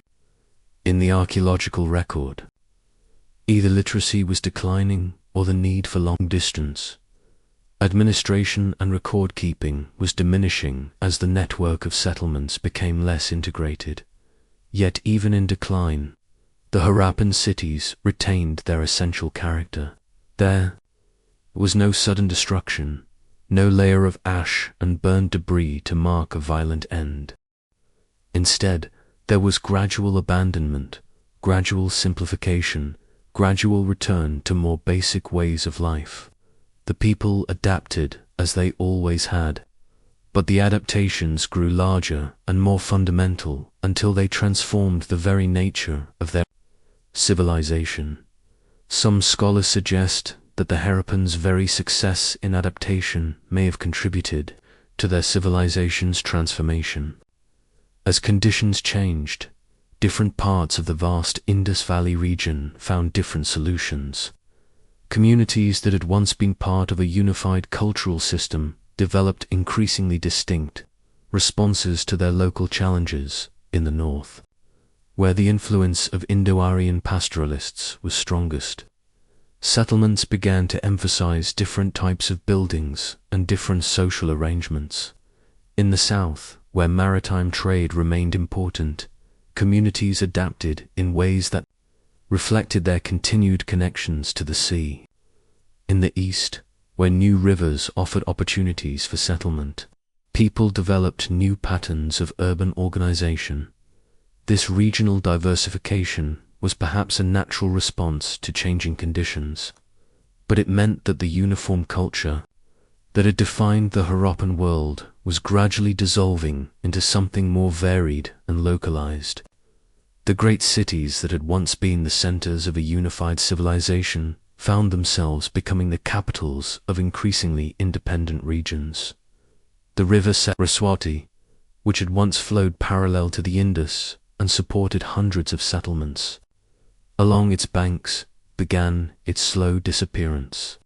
Climate change and geological shifts were redirecting the waters that fed it, causing it to dry up section by section. Communities that had flourished for centuries along its banks found themselves facing an impossible choice: abandon their ancestral homes or watch their fields turn to dust.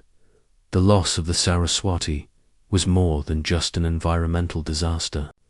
It was a cultural catastrophe. This river had supported some of the most prosperous settlements of the Harappan world. Its disappearance forced the abandonment of dozens of cities and towns, scattering their populations and disrupting trade networks that had operated for centuries. Some of these displaced communities moved eastward toward the Ganges Valley, carrying with them their skills in urban planning and water management. Others moved south toward the Arabian Sea, where they could continue to participate in maritime trade. Still others scattered across the remaining settled areas of the Indus Valley, creating pressure on resources and changing the demographics of existing communities. This great migration was not a single event, but a process that unfolded over generations. Families and clans made individual decisions about when and where to move, creating complex patterns of movement that archaeologists can trace through changes in pottery styles, burial practices, and settlement patterns. The result was a gradual but fundamental transformation of the population distribution across northwestern India. By 1900 BCE, approximately 4 centuries after the height of Harappan prosperity, the great cities showed unmistakable signs of Decline. The archaeological evidence from this period tells a story of maintenance deferred, infrastructure crumbling, and population dispersing. Yet it was not a sudden collapse, but a gradual fading, like evening light slowly giving way to dusk. In Mohenjo-Daro, the later levels show buildings constructed with used bricks, streets that wandered from the original grid pattern, and drainage systems that had been patched but not properly maintained.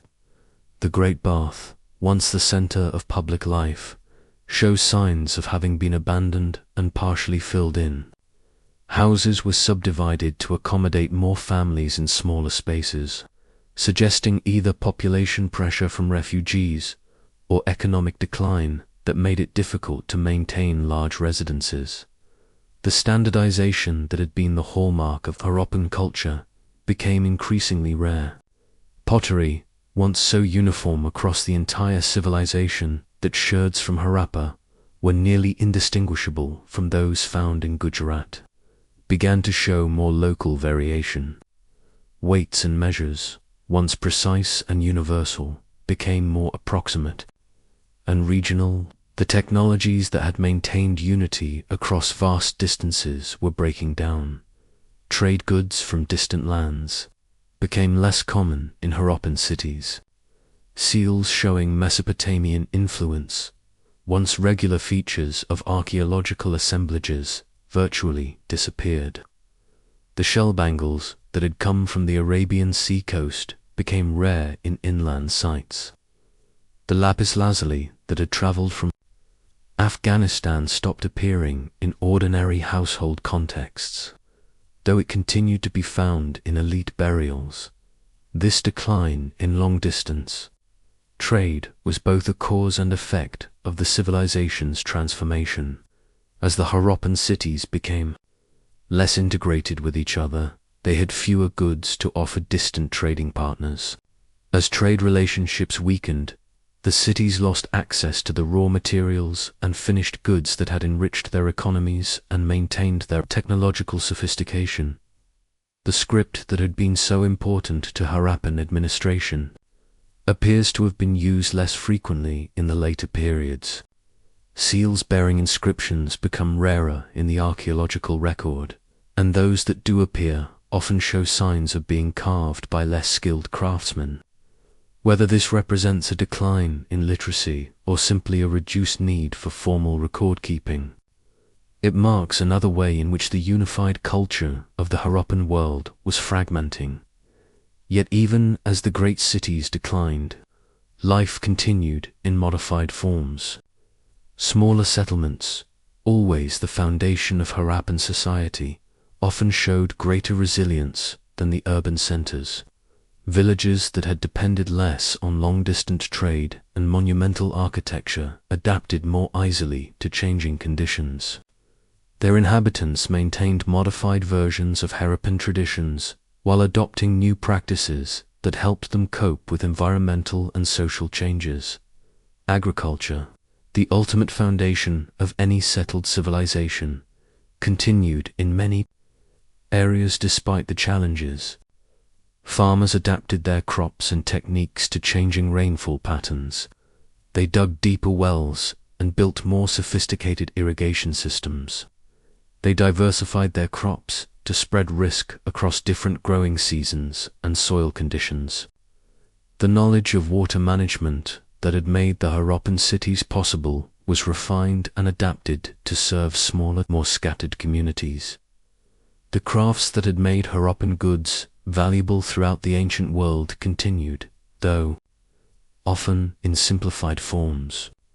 Pottery was still made, but without the elaborate firing techniques that had produced the finest Harappan ceramics. Metalworking continued, but with less specialized tools and less complex alloys. Textile production remained important, but the extremely fine fabrics that had been exported to Mesopotamia were no longer produced. Most significantly, the urban planning principles that had been the Harappans' greatest achievement were simplified but not abandoned.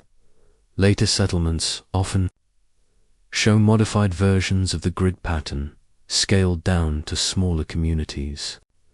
Drainage systems, though less elaborate, continued to be important features of town planning. The understanding that cities required systematic approaches to water supply, waste management, and traffic flow survived even as the resources to implement these principles on a grand scale disappeared.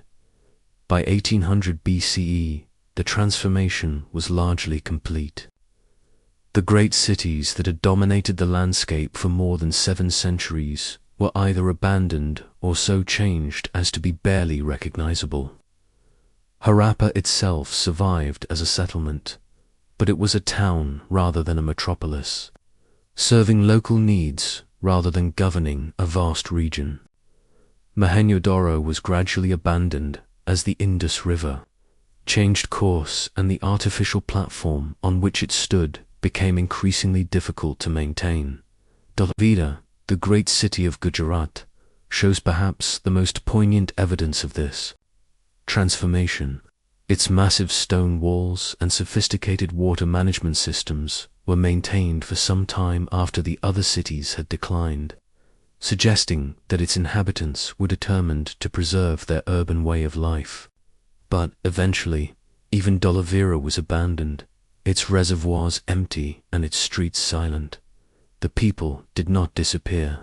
Human occupation of the Indus Valley region continued, but in new forms and following new patterns. Villages replaced cities as the primary form of settlement. Pastoral nomadism became more important relative to settled agriculture. Local traditions developed distinct characteristics rather than conforming to valley-wide standards. The script was lost, taking with it whatever records the Harappans might have kept of their history, literature, and beliefs. Without written texts, the Harappan worldview became increasingly difficult to maintain and transmit. Oral traditions may have preserved some elements of Harappan culture, but these would have been transformed through centuries of retelling and mixing with other cultural traditions. The technologies that had supported urban life persisted in simplified forms. The knowledge of urban planning influenced later Indian city development, though often in ways that are difficult to trace directly.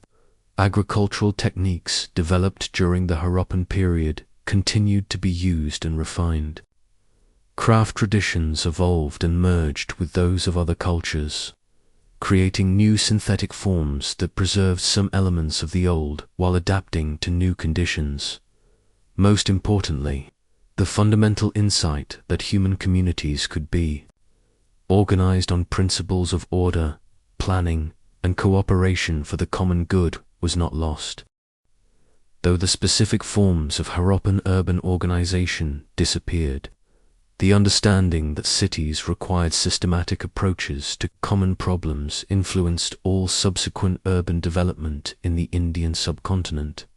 The Harappan emphasis on standardization and interregional cooperation, though it could not be maintained under changing conditions, established precedents for later attempts at creating unified administrative systems across diverse regions. The Mauryan Empire, which would arise more than 1,000 years later, would face many of the same challenges of governing diverse populations across vast distances, and would develop solutions that, while different in detail, reflected similar principles of systematic administration and infrastructure development. Trade networks, though disrupted by the decline of Harappan cities, were eventually rebuilt along different routes and serving different centers. The knowledge of navigation, craft production, and commercial practices that had made the Harappans successful traders was not entirely lost, but was adapted to new conditions and incorporated into new trading systems that connected the Indian subcontinent with the wider world. The religious and philosophical traditions of the Harappan people, though they left no written texts to explain their beliefs, may have influenced later Indian thought in ways that scholars are still attempting to understand. The emphasis on ritual purification suggested by the Great Bath, the apparent reverence for fertility and natural forces implied by the numerous figurines, and the sophisticated understanding of cosmic order suggested by their urban planning, may all have contributed to the complex religious traditions that would later characterize Indian civilization. After 1500 BC, the Indus Valley entered what archaeologists call the late Harappan or post-urban period. The great cities were either abandoned or had transformed into something unrecognizable. The civilization that had flourished for more than 8 centuries had not died violently, but had evolved into something entirely different, like a river that gradually changes course until it flows through an entirely new landscape. Harappan civilization had transformed itself out of existence. The sites that had once bustled with urban life slowly returned to the earth, without constant maintenance, the sophisticated drainage systems filled with sediment. The carefully laid brick streets were covered by accumulating debris. The great walls that had protected and defined the cities crumbled stone by stone. Their materials sometimes recycled by later inhabitants, but more often simply weathered away. By centuries of monsoon rains and desert winds, nature began to reclaim the urban landscape. Seeds carried by wind and water found purchase in the cracks between bricks. Vines grew over abandoned walls. Trees took root in courtyards that had once echoed with human voices. The geometric precision that had characterized Harappan urban planning was gradually softened and obscured by the organic curves of natural growth. The great mounds that mark Harappan sites today began to form during these centuries of abandonment. Each monsoon washed soil and debris across the abandoned cities. Each dry season brought dust that settled into every crevice.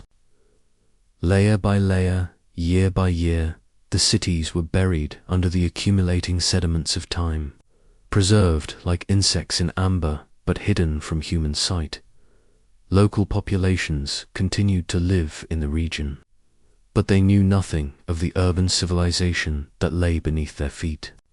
To them, the large mounds that dotted the landscape were simply features of the natural topography, perhaps useful as sources of ready-made bricks for their own construction projects, but not recognized as the remains of ancient cities that Indo-Aryan peoples who had been moving into the region during the late Harappan period established their own settlements, often near but not on the old city sites. They brought with them oral traditions that would eventually be recorded as the Vedas, the earliest literature of Indian civilization. These texts speak of great battles and conquests, of the victory of their gods over hostile forces, but they contain no clear memories of the urban civilization that had preceded them. Some scholars have suggested that certain passages in the Vedas might refer to Harappan cities, describing the conquest of fortified places and the defeat of peoples who lived in great settlements. But these interpretations remain speculative, and the Indo-Aryan traditions seem to preserve no clear memory of encountering a sophisticated urban civilization in their new homeland. The script that had once linked the far-flung settlements of the Harappan world was forgotten completely. No tradition of literacy connected the later inhabitants of the region with their urban predecessors. When writing returned to the Indian subcontinent, it came in new forms, first Aramaic and Greek scripts introduced by Persian and Macedonian conquerors, then the Brahmi script that would become the ancestor of most later Indian writing systems. The technologies that had supported Harappan urban life persisted in modified forms, but were no longer understood as part of a systematic approach to city planning. Wells continued to be dug, but the sophisticated understanding of hydrology that had created the Harappan water management systems was gradually lost. Bricks continued to be made, but the standardized proportions and firing techniques that had characterized Harappan construction were forgotten. Trade connections that had once linked the Indus Valley with Mesopotamia, Central Asia, and Gujarat were severed and gradually forgotten. The seals that had facilitated long-distance commerce became meaningless artifacts. The weights and measures that had enabled precise transactions across vast distances were replaced by local standards that varied from region to region. Yet something of the Harappan legacy may have survived in less tangible forms.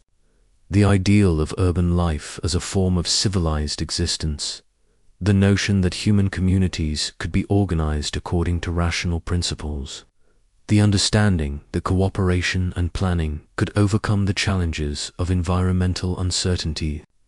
Concepts may have persisted in the collective memory of the region even when their specific expressions were forgotten. The emphasis on ritual purity that would become so important in later Indian religion may reflect, in part, the Harappan understanding of hygiene and public health. The sophisticated water management practices that would characterize later Indian urbanism may draw, unconsciously, on techniques first developed by Harappan engineers. The complex administrative systems that would govern later Indian empires may have been influenced by organizational principles first established in the Indus Valley cities for more than 3 millennia. The Harappan cities lay buried and forgotten. Empires rose and fell across the Indian subcontinent. The Mauryans, the Guptas, the Delhi Sultanate, the Mughal Empire, but none suspected that beneath the mounds scattered across the northwestern plains lay the remains of a civilization older and more extensive than any of them. Local traditions sometimes preserved fragments of memory. Mohenjo-daro, the Mound of the Dead, was named by local inhabitants who found ancient skeletons and artifacts when they dug for bricks. But these finds were interpreted as the remains of more recent inhabitants, not as evidence of an ancient urban civilization. The Great Mound of Harappa was known to local inhabitants and was mentioned in early British surveys of the region, but it was valued primarily as a source of ready-made bricks for railway construction. Thousands of ancient bricks were carried away to build the embankments of the Lahore-Multan railway line, unknowingly destroying archaeological evidence of one of the world's first urban civilizations.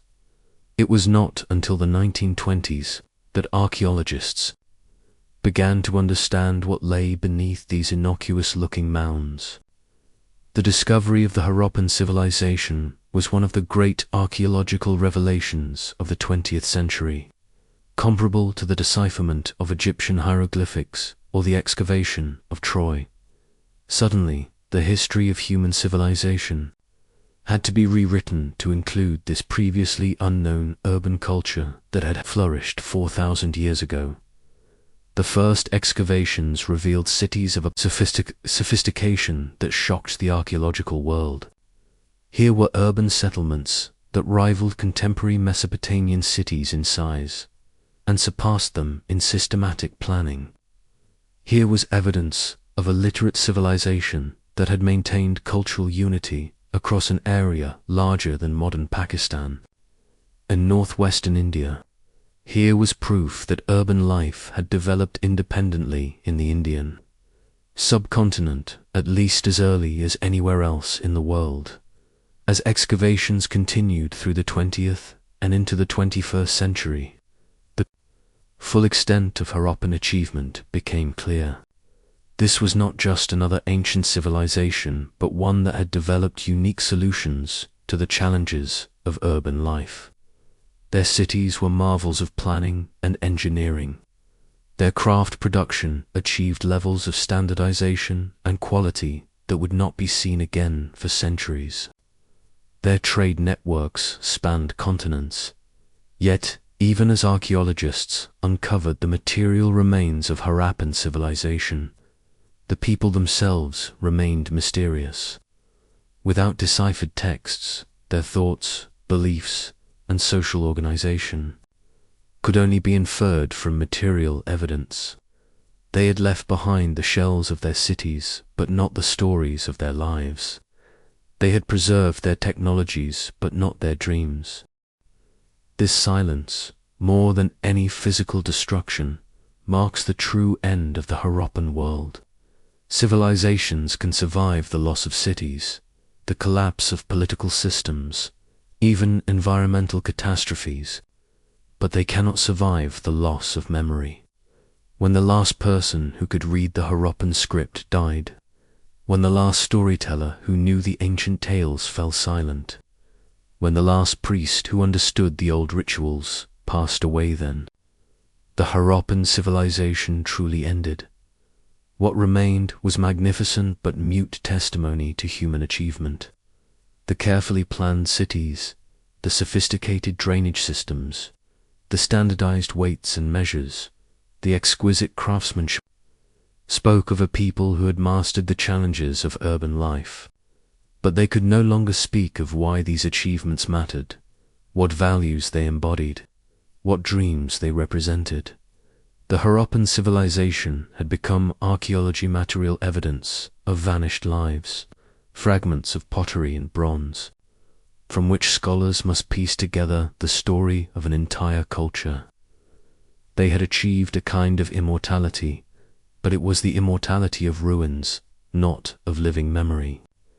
Their cities would endure, preserved in the dry climate of the Indus Valley, but their voices were lost forever. And so, as the fourth part of their story draws toward its close, we leave the Harappan people in that twilight realm between history and archaeology, between life and memory. Their great experiment in urban civilization had ended, not with conquest or catastrophe, but with the slow transformation that time brings to all human endeavors.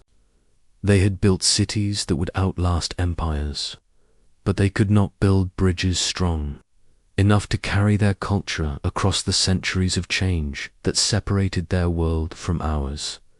The shadows had lengthened across the Indus Valley, and the great cities stood empty under stars that had witnessed their birth, their glory, and their gradual fading. But the story was not yet complete. In the mounds that preserved their remains, in the artifacts that held traces of their daily lives, in the very layout of their abandoned streets, the Harappans had left messages for a future they could not imagine. Messages that would wait patiently through the centuries for archaeologists to arrive and begin the long work of translation. The final chapter of their story would be written, not by the Harappans themselves, but by those who would rediscover them, who would learn to read the language of broken pottery and buried walls, who would piece together from fragments the outline of a lost world. The civilization that had mastered the art of urban planning would itself become a puzzle for future generations to solve, its ultimate meaning to be found not in what it achieved, but in what it had to teach about the eternal human quest to build something lasting in an impermanent world. The workshops of Harappa fell silent not with the crash of conquest, but with the whisper of abandonment. Tools lay where craftsmen had set them down, as if expecting to return after a brief rest that stretched into eternity. The kilns that had burned for generations grew cold, their fires extinguished not by enemy hands, but by the simple passage of those who had tended them moving away, seeking something the great cities could no longer provide. In Mohenjo-Daro, the great bath stood empty beneath the endless sky. The carefully fitted bricks that had channeled water for sacred purposes now channeled only shadows. The priests who had once performed rituals in its depths had departed, taking with them the knowledge of ceremonies that would never again graze these ancient stones. The water that had once sanctified this space now existed only in memory, leaving behind chambers that echoed with the ghost of worship.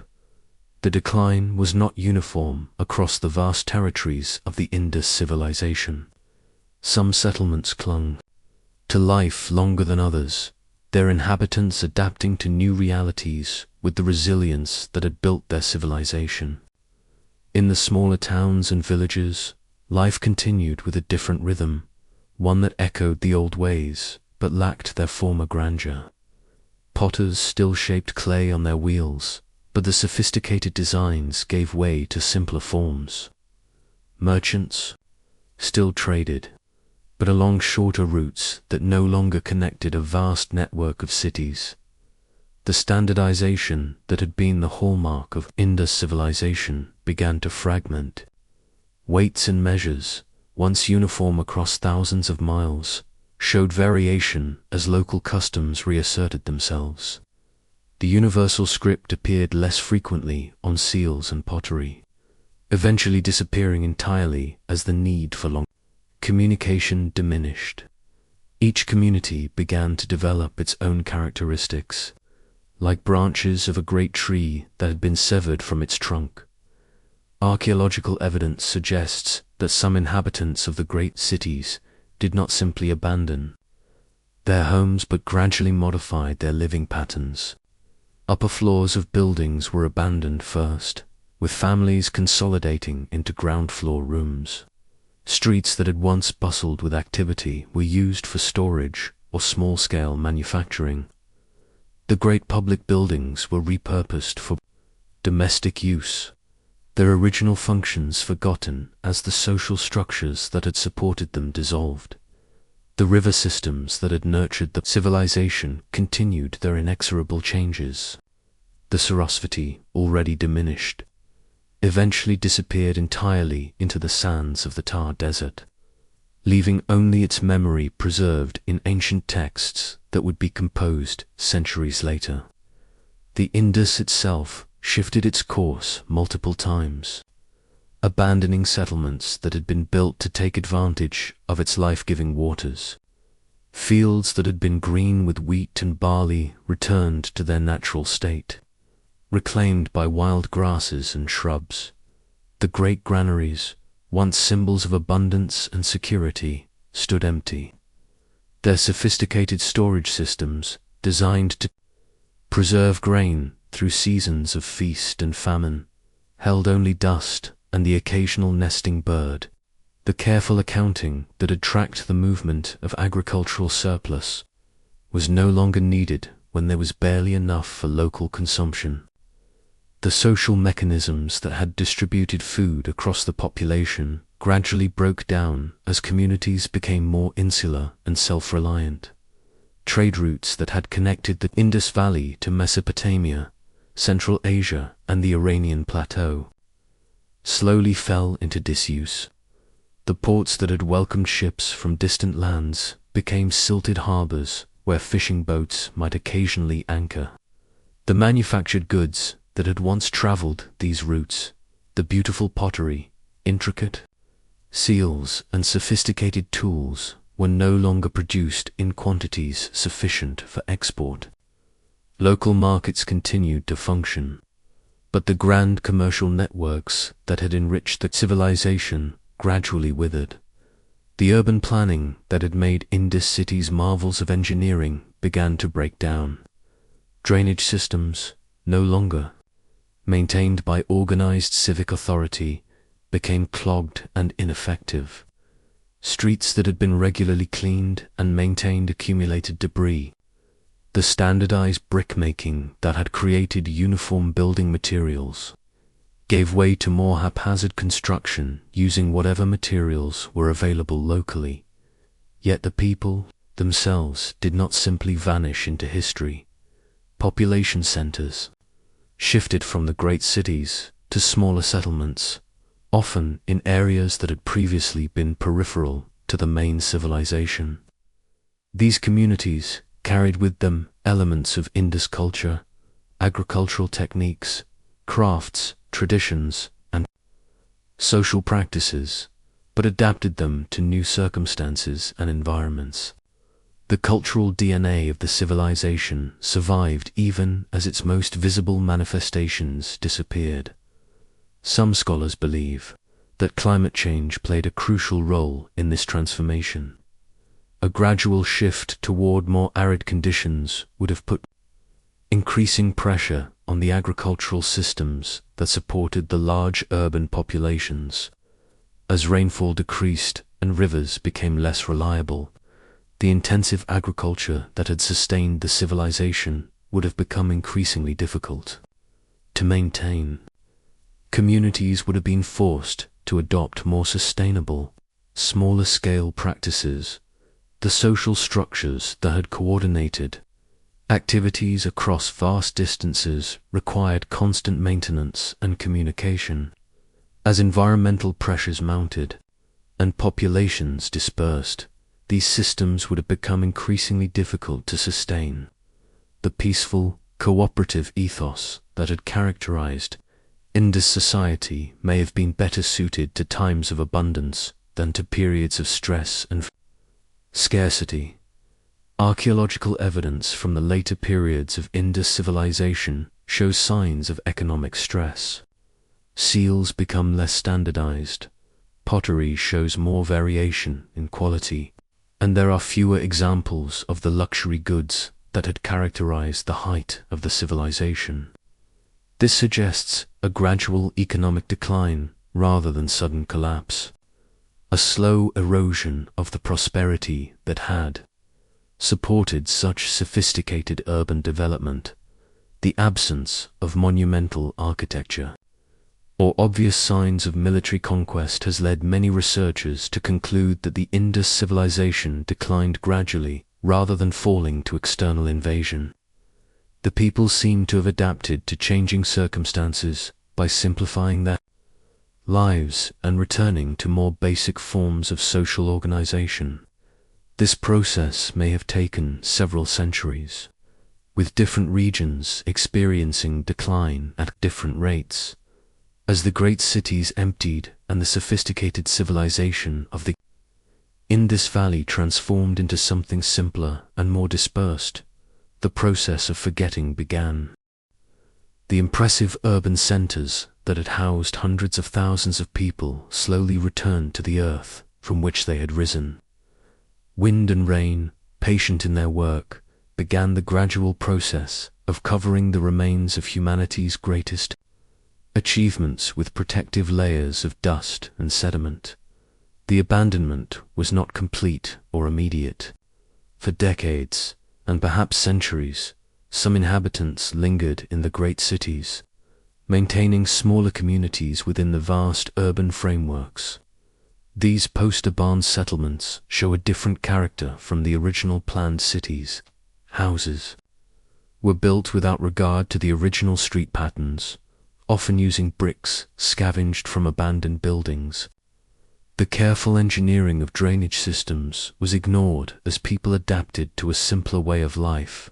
Gradually, even these remnant communities disappeared. The last fires burned in the hearths of Harappa and Mohenjo-daro sometime around 1700 BCE, marking the end of continuous occupation that had lasted for nearly 1,000 years. The silence that followed was profound, not the silence of destruction, but the deeper quiet of abandonment, of spaces waiting for inhabitants who would never return. Nature began its slow work of reclamation. The carefully laid bricks, designed to last for centuries, proved their durability even as they served new purposes. Roots pushed between the joints, gradually loosening the careful masonry. Dust storms, common in the region, deposited layers of fine sediment over the abandoned structures. Seasonal floods brought silt that accumulated in the empty streets and courtyards. The great bath of Mohenjo-daro, once the spiritual heart of the city, filled with wind-blown sand. The sophisticated drainage system, no longer maintained, became clogged with debris and sediment. The plaster that had made the structure watertight cracked and flaked away, allowing moisture to penetrate and gradually weaken the foundations. Yet the basic structure endured, protected by the very materials that buried it in Harappa.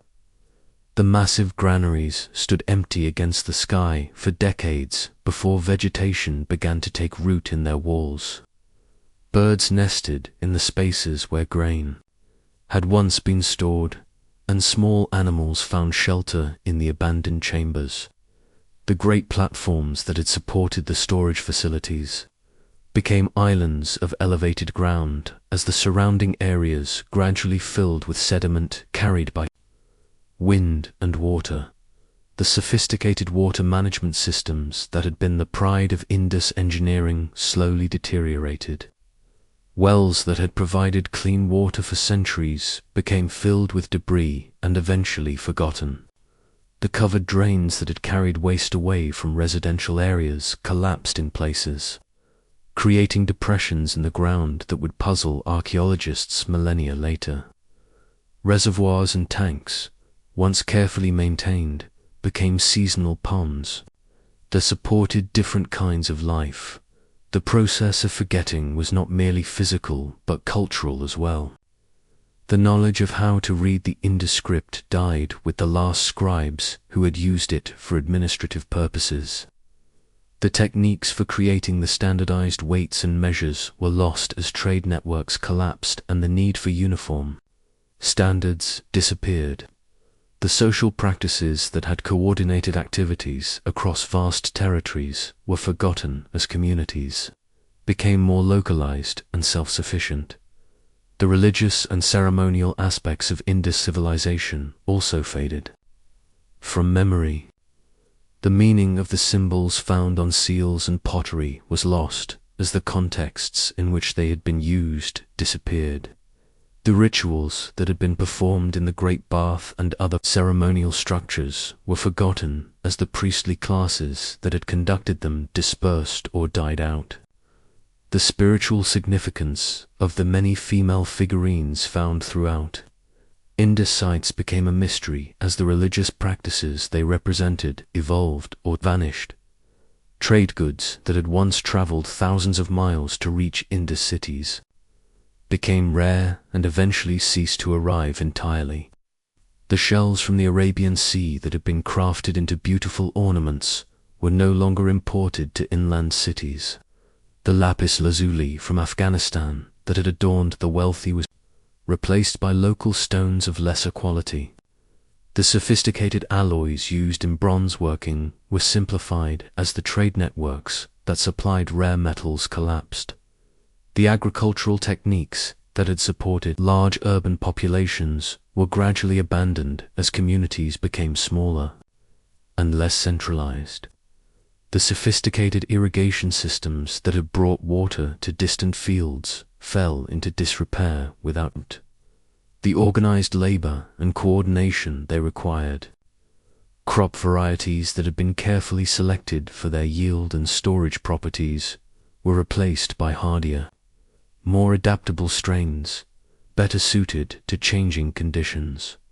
The social hierarchies that had organized Indus society, whatever their exact nature, dissolved as the economic foundations that had supported them disappeared. The craft specialization that had produced goods of remarkable quality and consistency gave way to more generalized production as communities became more self-reliant. The administrative systems that had coordinated activities across vast distances were no longer needed when most activities were local in scope. As centuries passed, the buried cities of the Indus Valley became part of the landscape itself. The tells, or mounds, that marked their locations were gradually covered with vegetation and became integrated into the agricultural and pastoral life of the region. Farmers plowed fields that contained the remains of ancient workshops. Shepherds grazed their flocks on hills that had once been temples or administrative centers. Local inhabitants of the region may have retained some vague memory of the ancient settlements, passed down through oral tradition, stories of great cities that had once existed might have been preserved in folklore, transformed over time into legends and myths. But the specific knowledge of who had built these cities, how they had lived, and why they had been abandoned was lost to human memory, the very name by which we know this civilization. The Indus Valley civilization is a modern construction. The people who built these cities had their own name for themselves, but it was inscribed in a script that we cannot read and spoken in languages that have left no clear descendant. Their own understanding of their history, their myths and legends, their explanations for their origins and their achievements, all vanished with the last generations who remembered them. For more than 3 millennia, the great cities of the Indus Valley lay buried and forgotten. Empires rose and fell in the region, the Mauryas, the Guptas, the Mughals, the British without any knowledge of the ancient civilization that had once flourished there. The sophisticated urban planning, the advanced engineering, the peaceful social organization, all remained hidden beneath layers of earth and time, waiting for the day when human curiosity would uncover them again in the harsh light of a Punjab. Dawn in 1920. The archaeologist John Marshall knelt beside a carefully excavated section of an ancient mound near the village of Harappa. His weathered hands brushed dust from a brick that had been precisely fitted into place more than 4,000 years earlier. Around him, the methodical work of excavation continued, revealing layer upon layer of a civilization that had been completely unknown to the modern world just decades before. The rediscovery of the Indus Valley civilization had begun not with grand archaeological expeditions, but with the practical needs of railway construction in British India.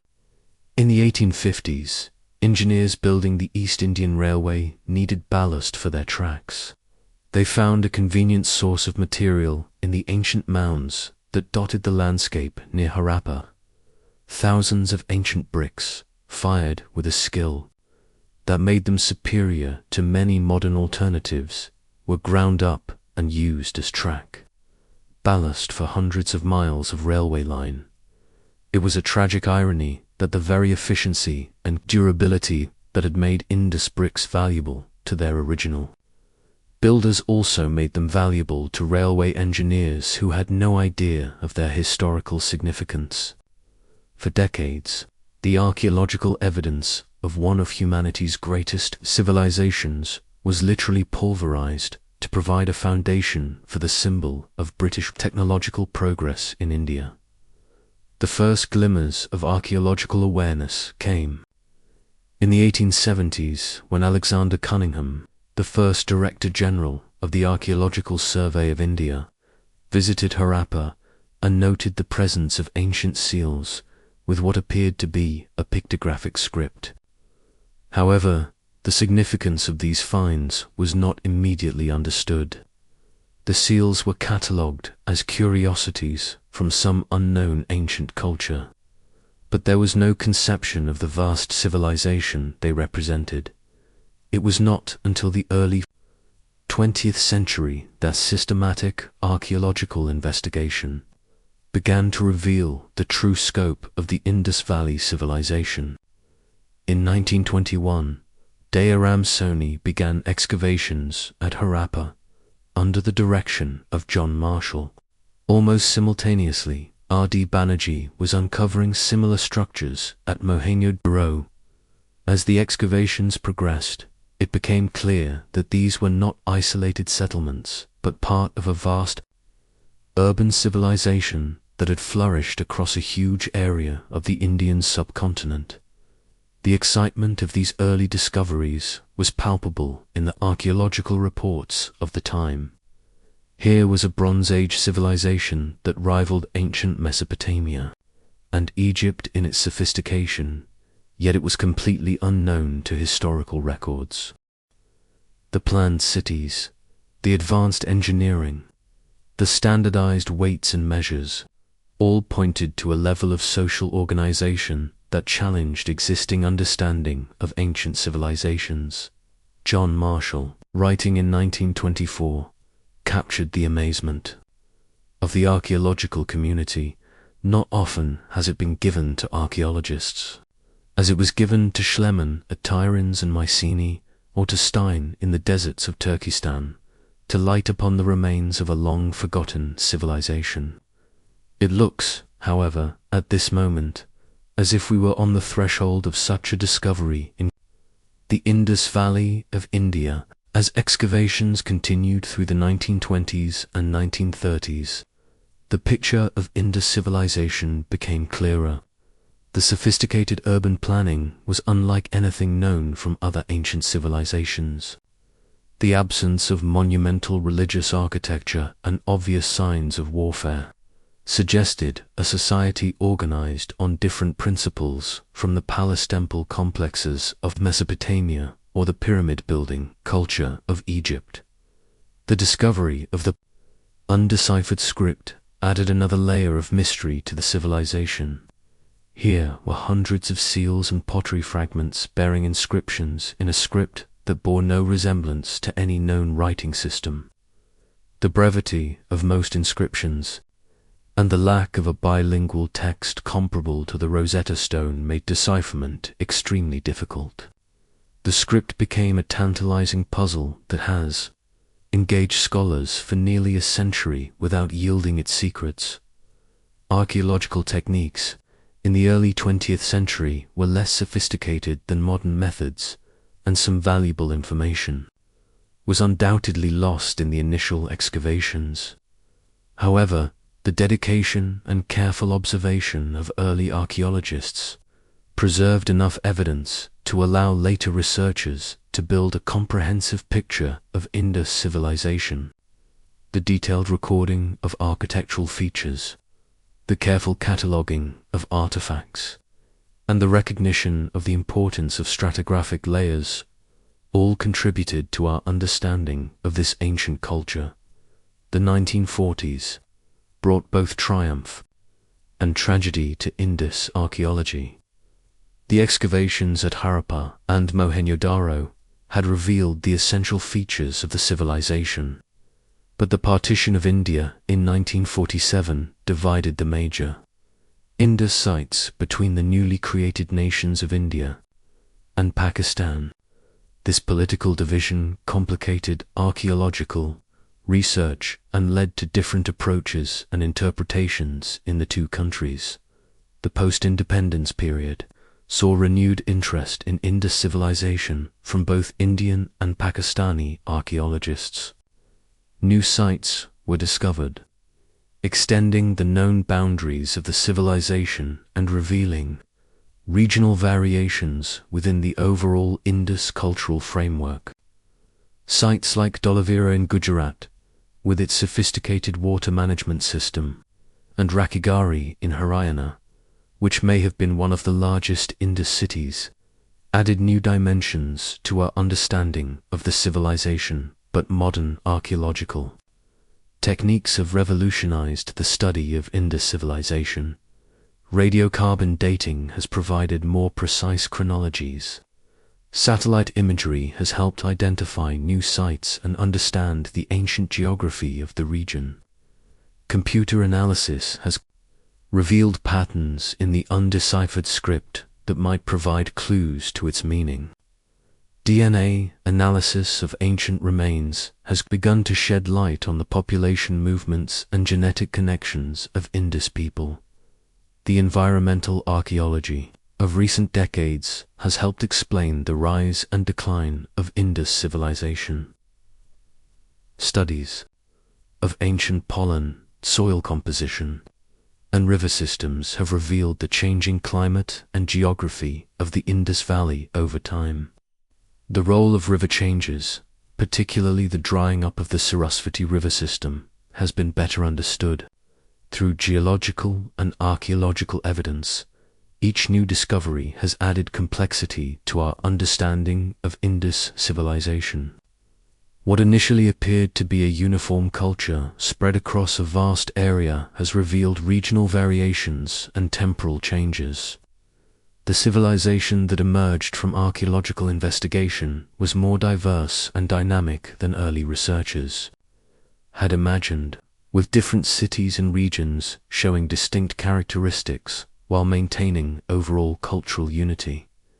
The interdisciplinary approach of modern archaeology has brought together specialists from many fields to study Indus civilization. Linguists work to decipher the script, while anthropologists try to understand the social organization. Geologists study the ancient river systems, while specialists in ancient technology examine the sophisticated engineering achievements. This collaborative approach has created a more complete picture than any single discipline could provide. The study of Indus civilization has also raised important questions about the nature of ancient urban societies, the apparent absence of warfare, the sophisticated civic planning, and the evidence for social equality challenge traditional models of early state formation. These questions have implications for our understanding of human social development and the various paths that ancient civilizations could take. In the quiet corners of museums around the world, small square seals rest in climate-controlled cases, their steatite surfaces bearing the enigmatic marks of a writing system that has defied decipherment for nearly a century. These seals, numbering in the thousands, represent one of archaeology's greatest puzzles, the undeciphered script of the Indus Valley civilization. Each seal is a tantalizing glimpse into the minds of people who lived 4,000 years ago, their thoughts and records preserved in symbols whose meaning remains.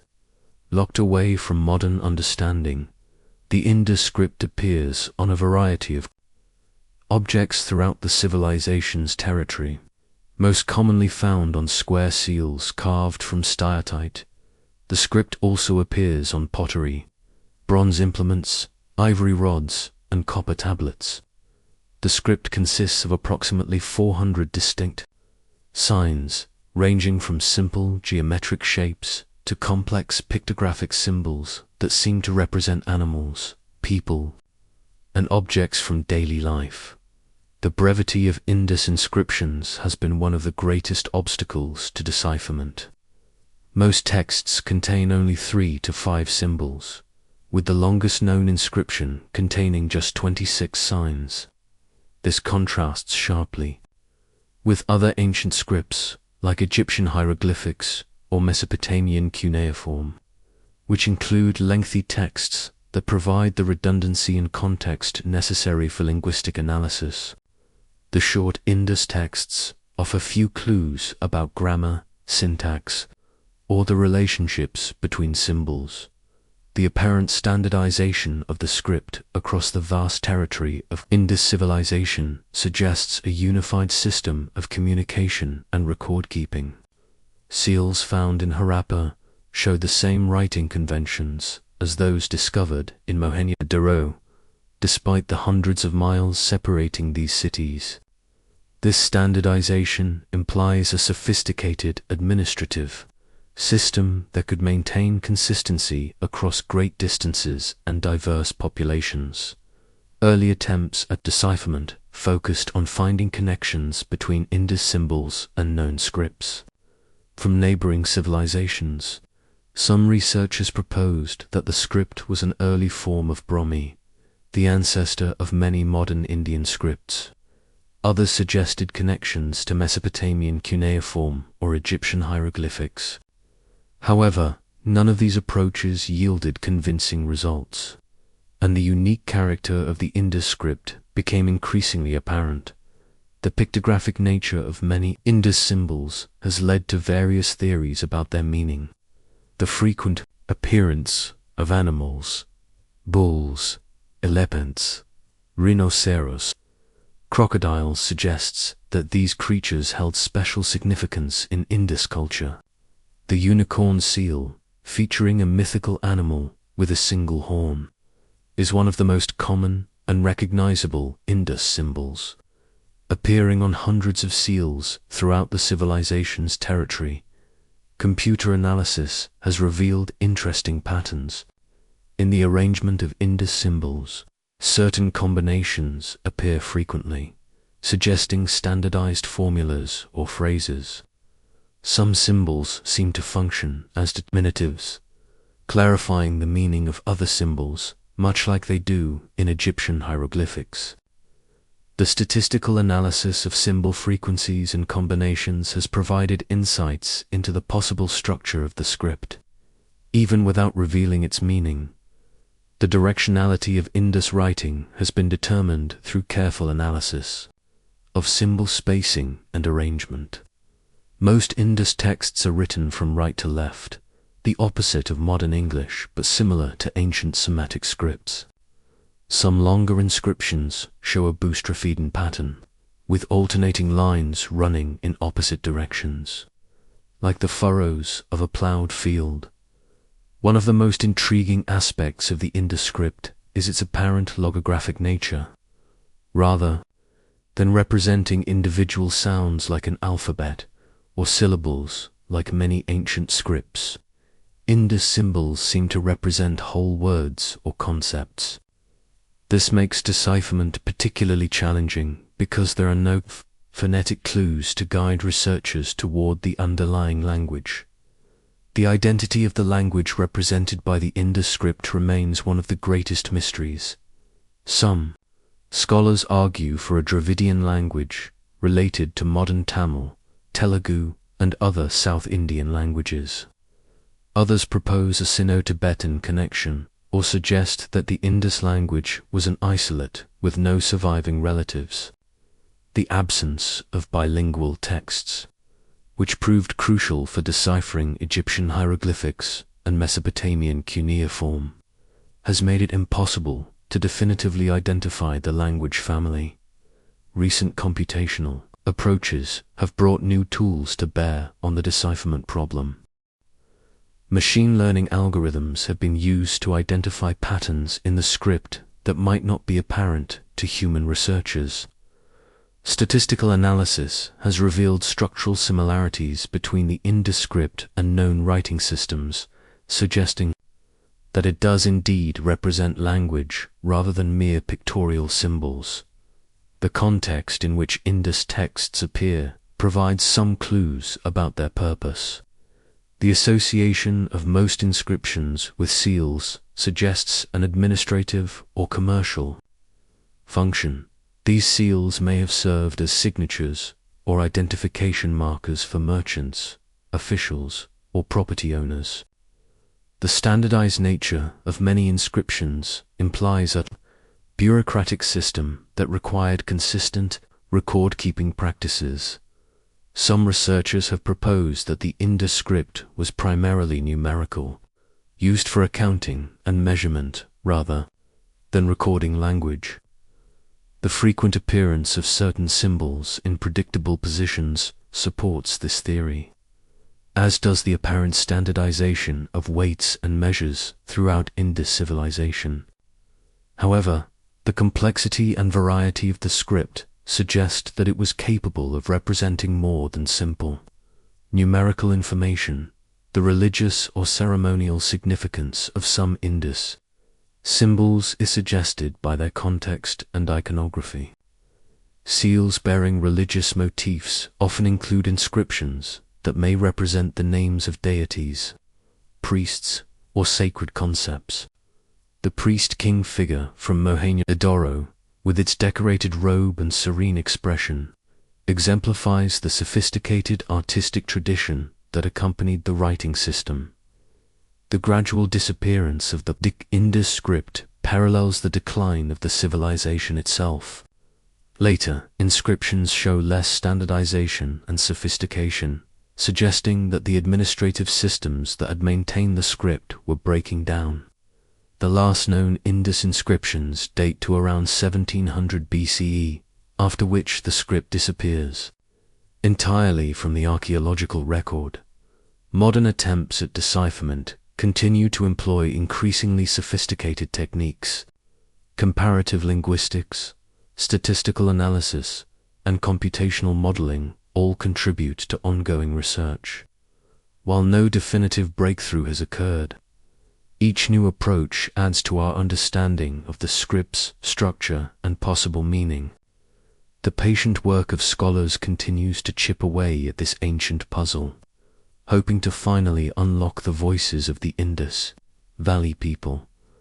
The undeciphered script stands as a humbling reminder of how much the past remains unknown, despite all our archaeological sophistication and technological tools. The thoughts and words of an entire civilization remain locked away in symbols whose meaning we can only guess. The Indus script challenges our assumptions about what we can know about the past and reminds us that some mysteries may never be fully solved. The legacy of the Indus Valley civilization extends far beyond the ancient seals and buried cities that archaeologists continue to uncover in the villages and towns of modern Pakistan and India, in the agricultural practices that still feed millions, and in the cultural traditions that have persisted for millennia. The influence of this ancient civilization continues to shape life in the subcontinent. The echoes of Harappa and Mohenjo-daro resonate through time, carried forward by generations who may not know the names of these ancient cities, but whose lives still reflect their innovations, the urban planning principles that made Indus cities.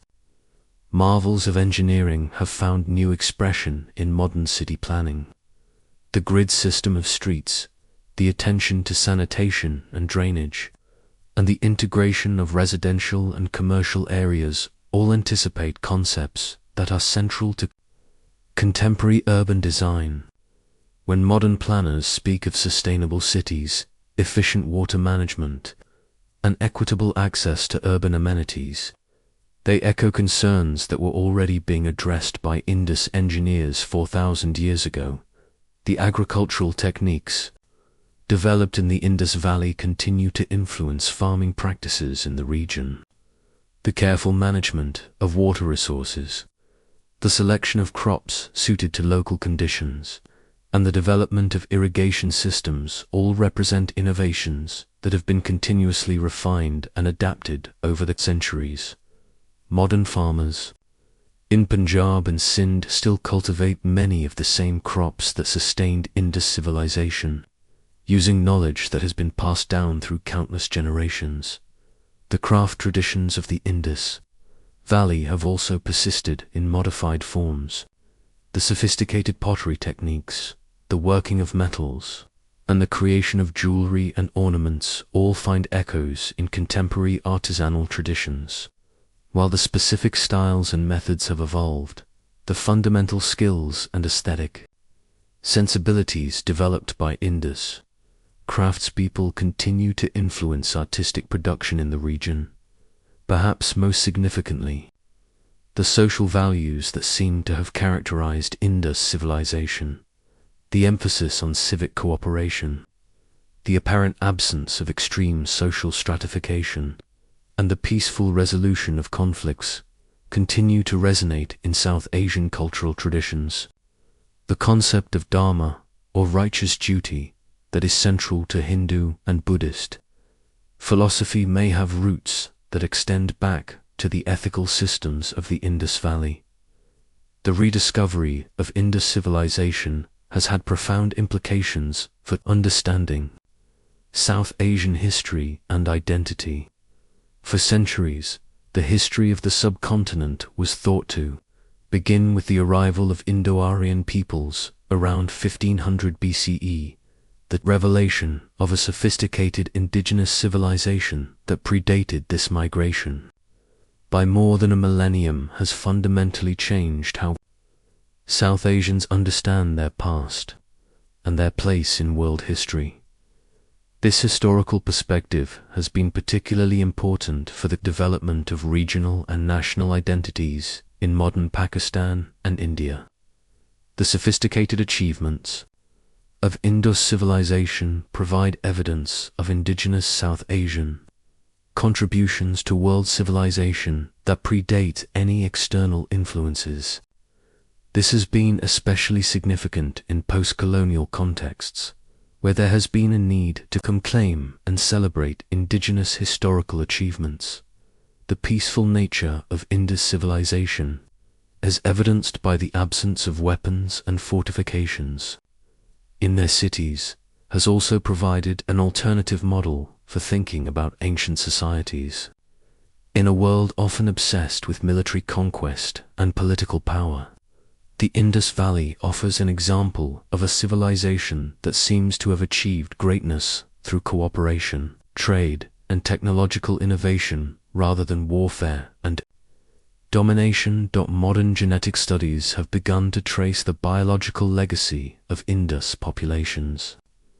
DNA analysis of ancient skeletal remains in comparison with modern populations suggests that the people of the Indus Valley were part of the ancestral population of South Asia.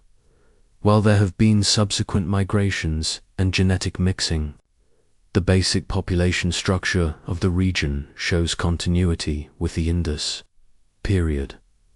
The environmental challenges that ultimately contributed to the decline of Indus civilization offer important lessons for the modern world. The relationship between climate change, water resources, and urban sustainability that affected the ancient Indus cities parallels many contemporary environmental concerns. The rise and fall of this ancient civilization provides a case study in the long-term effects of environmental change on human societies. The sophisticated water management systems of Indus cities have particular relevance for modern urban planning.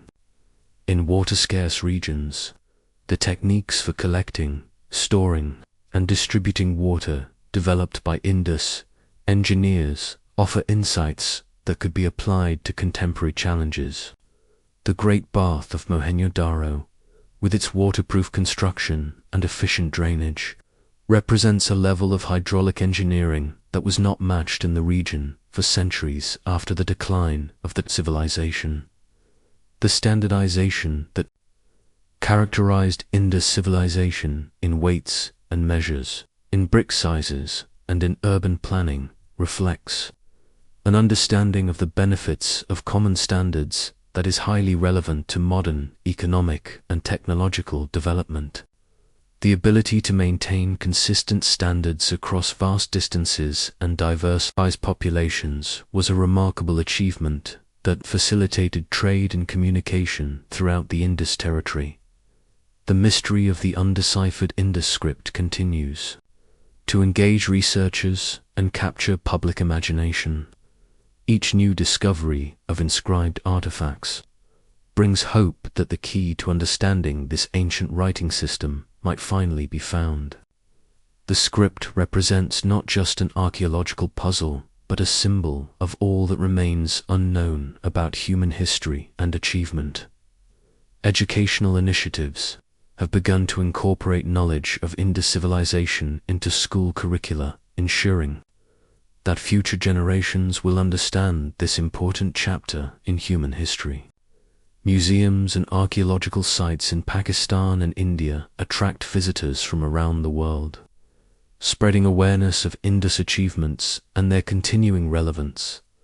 The collaborative nature of modern Indus research, involving scholars from multiple countries and disciplines, reflects the international character of the civilization itself.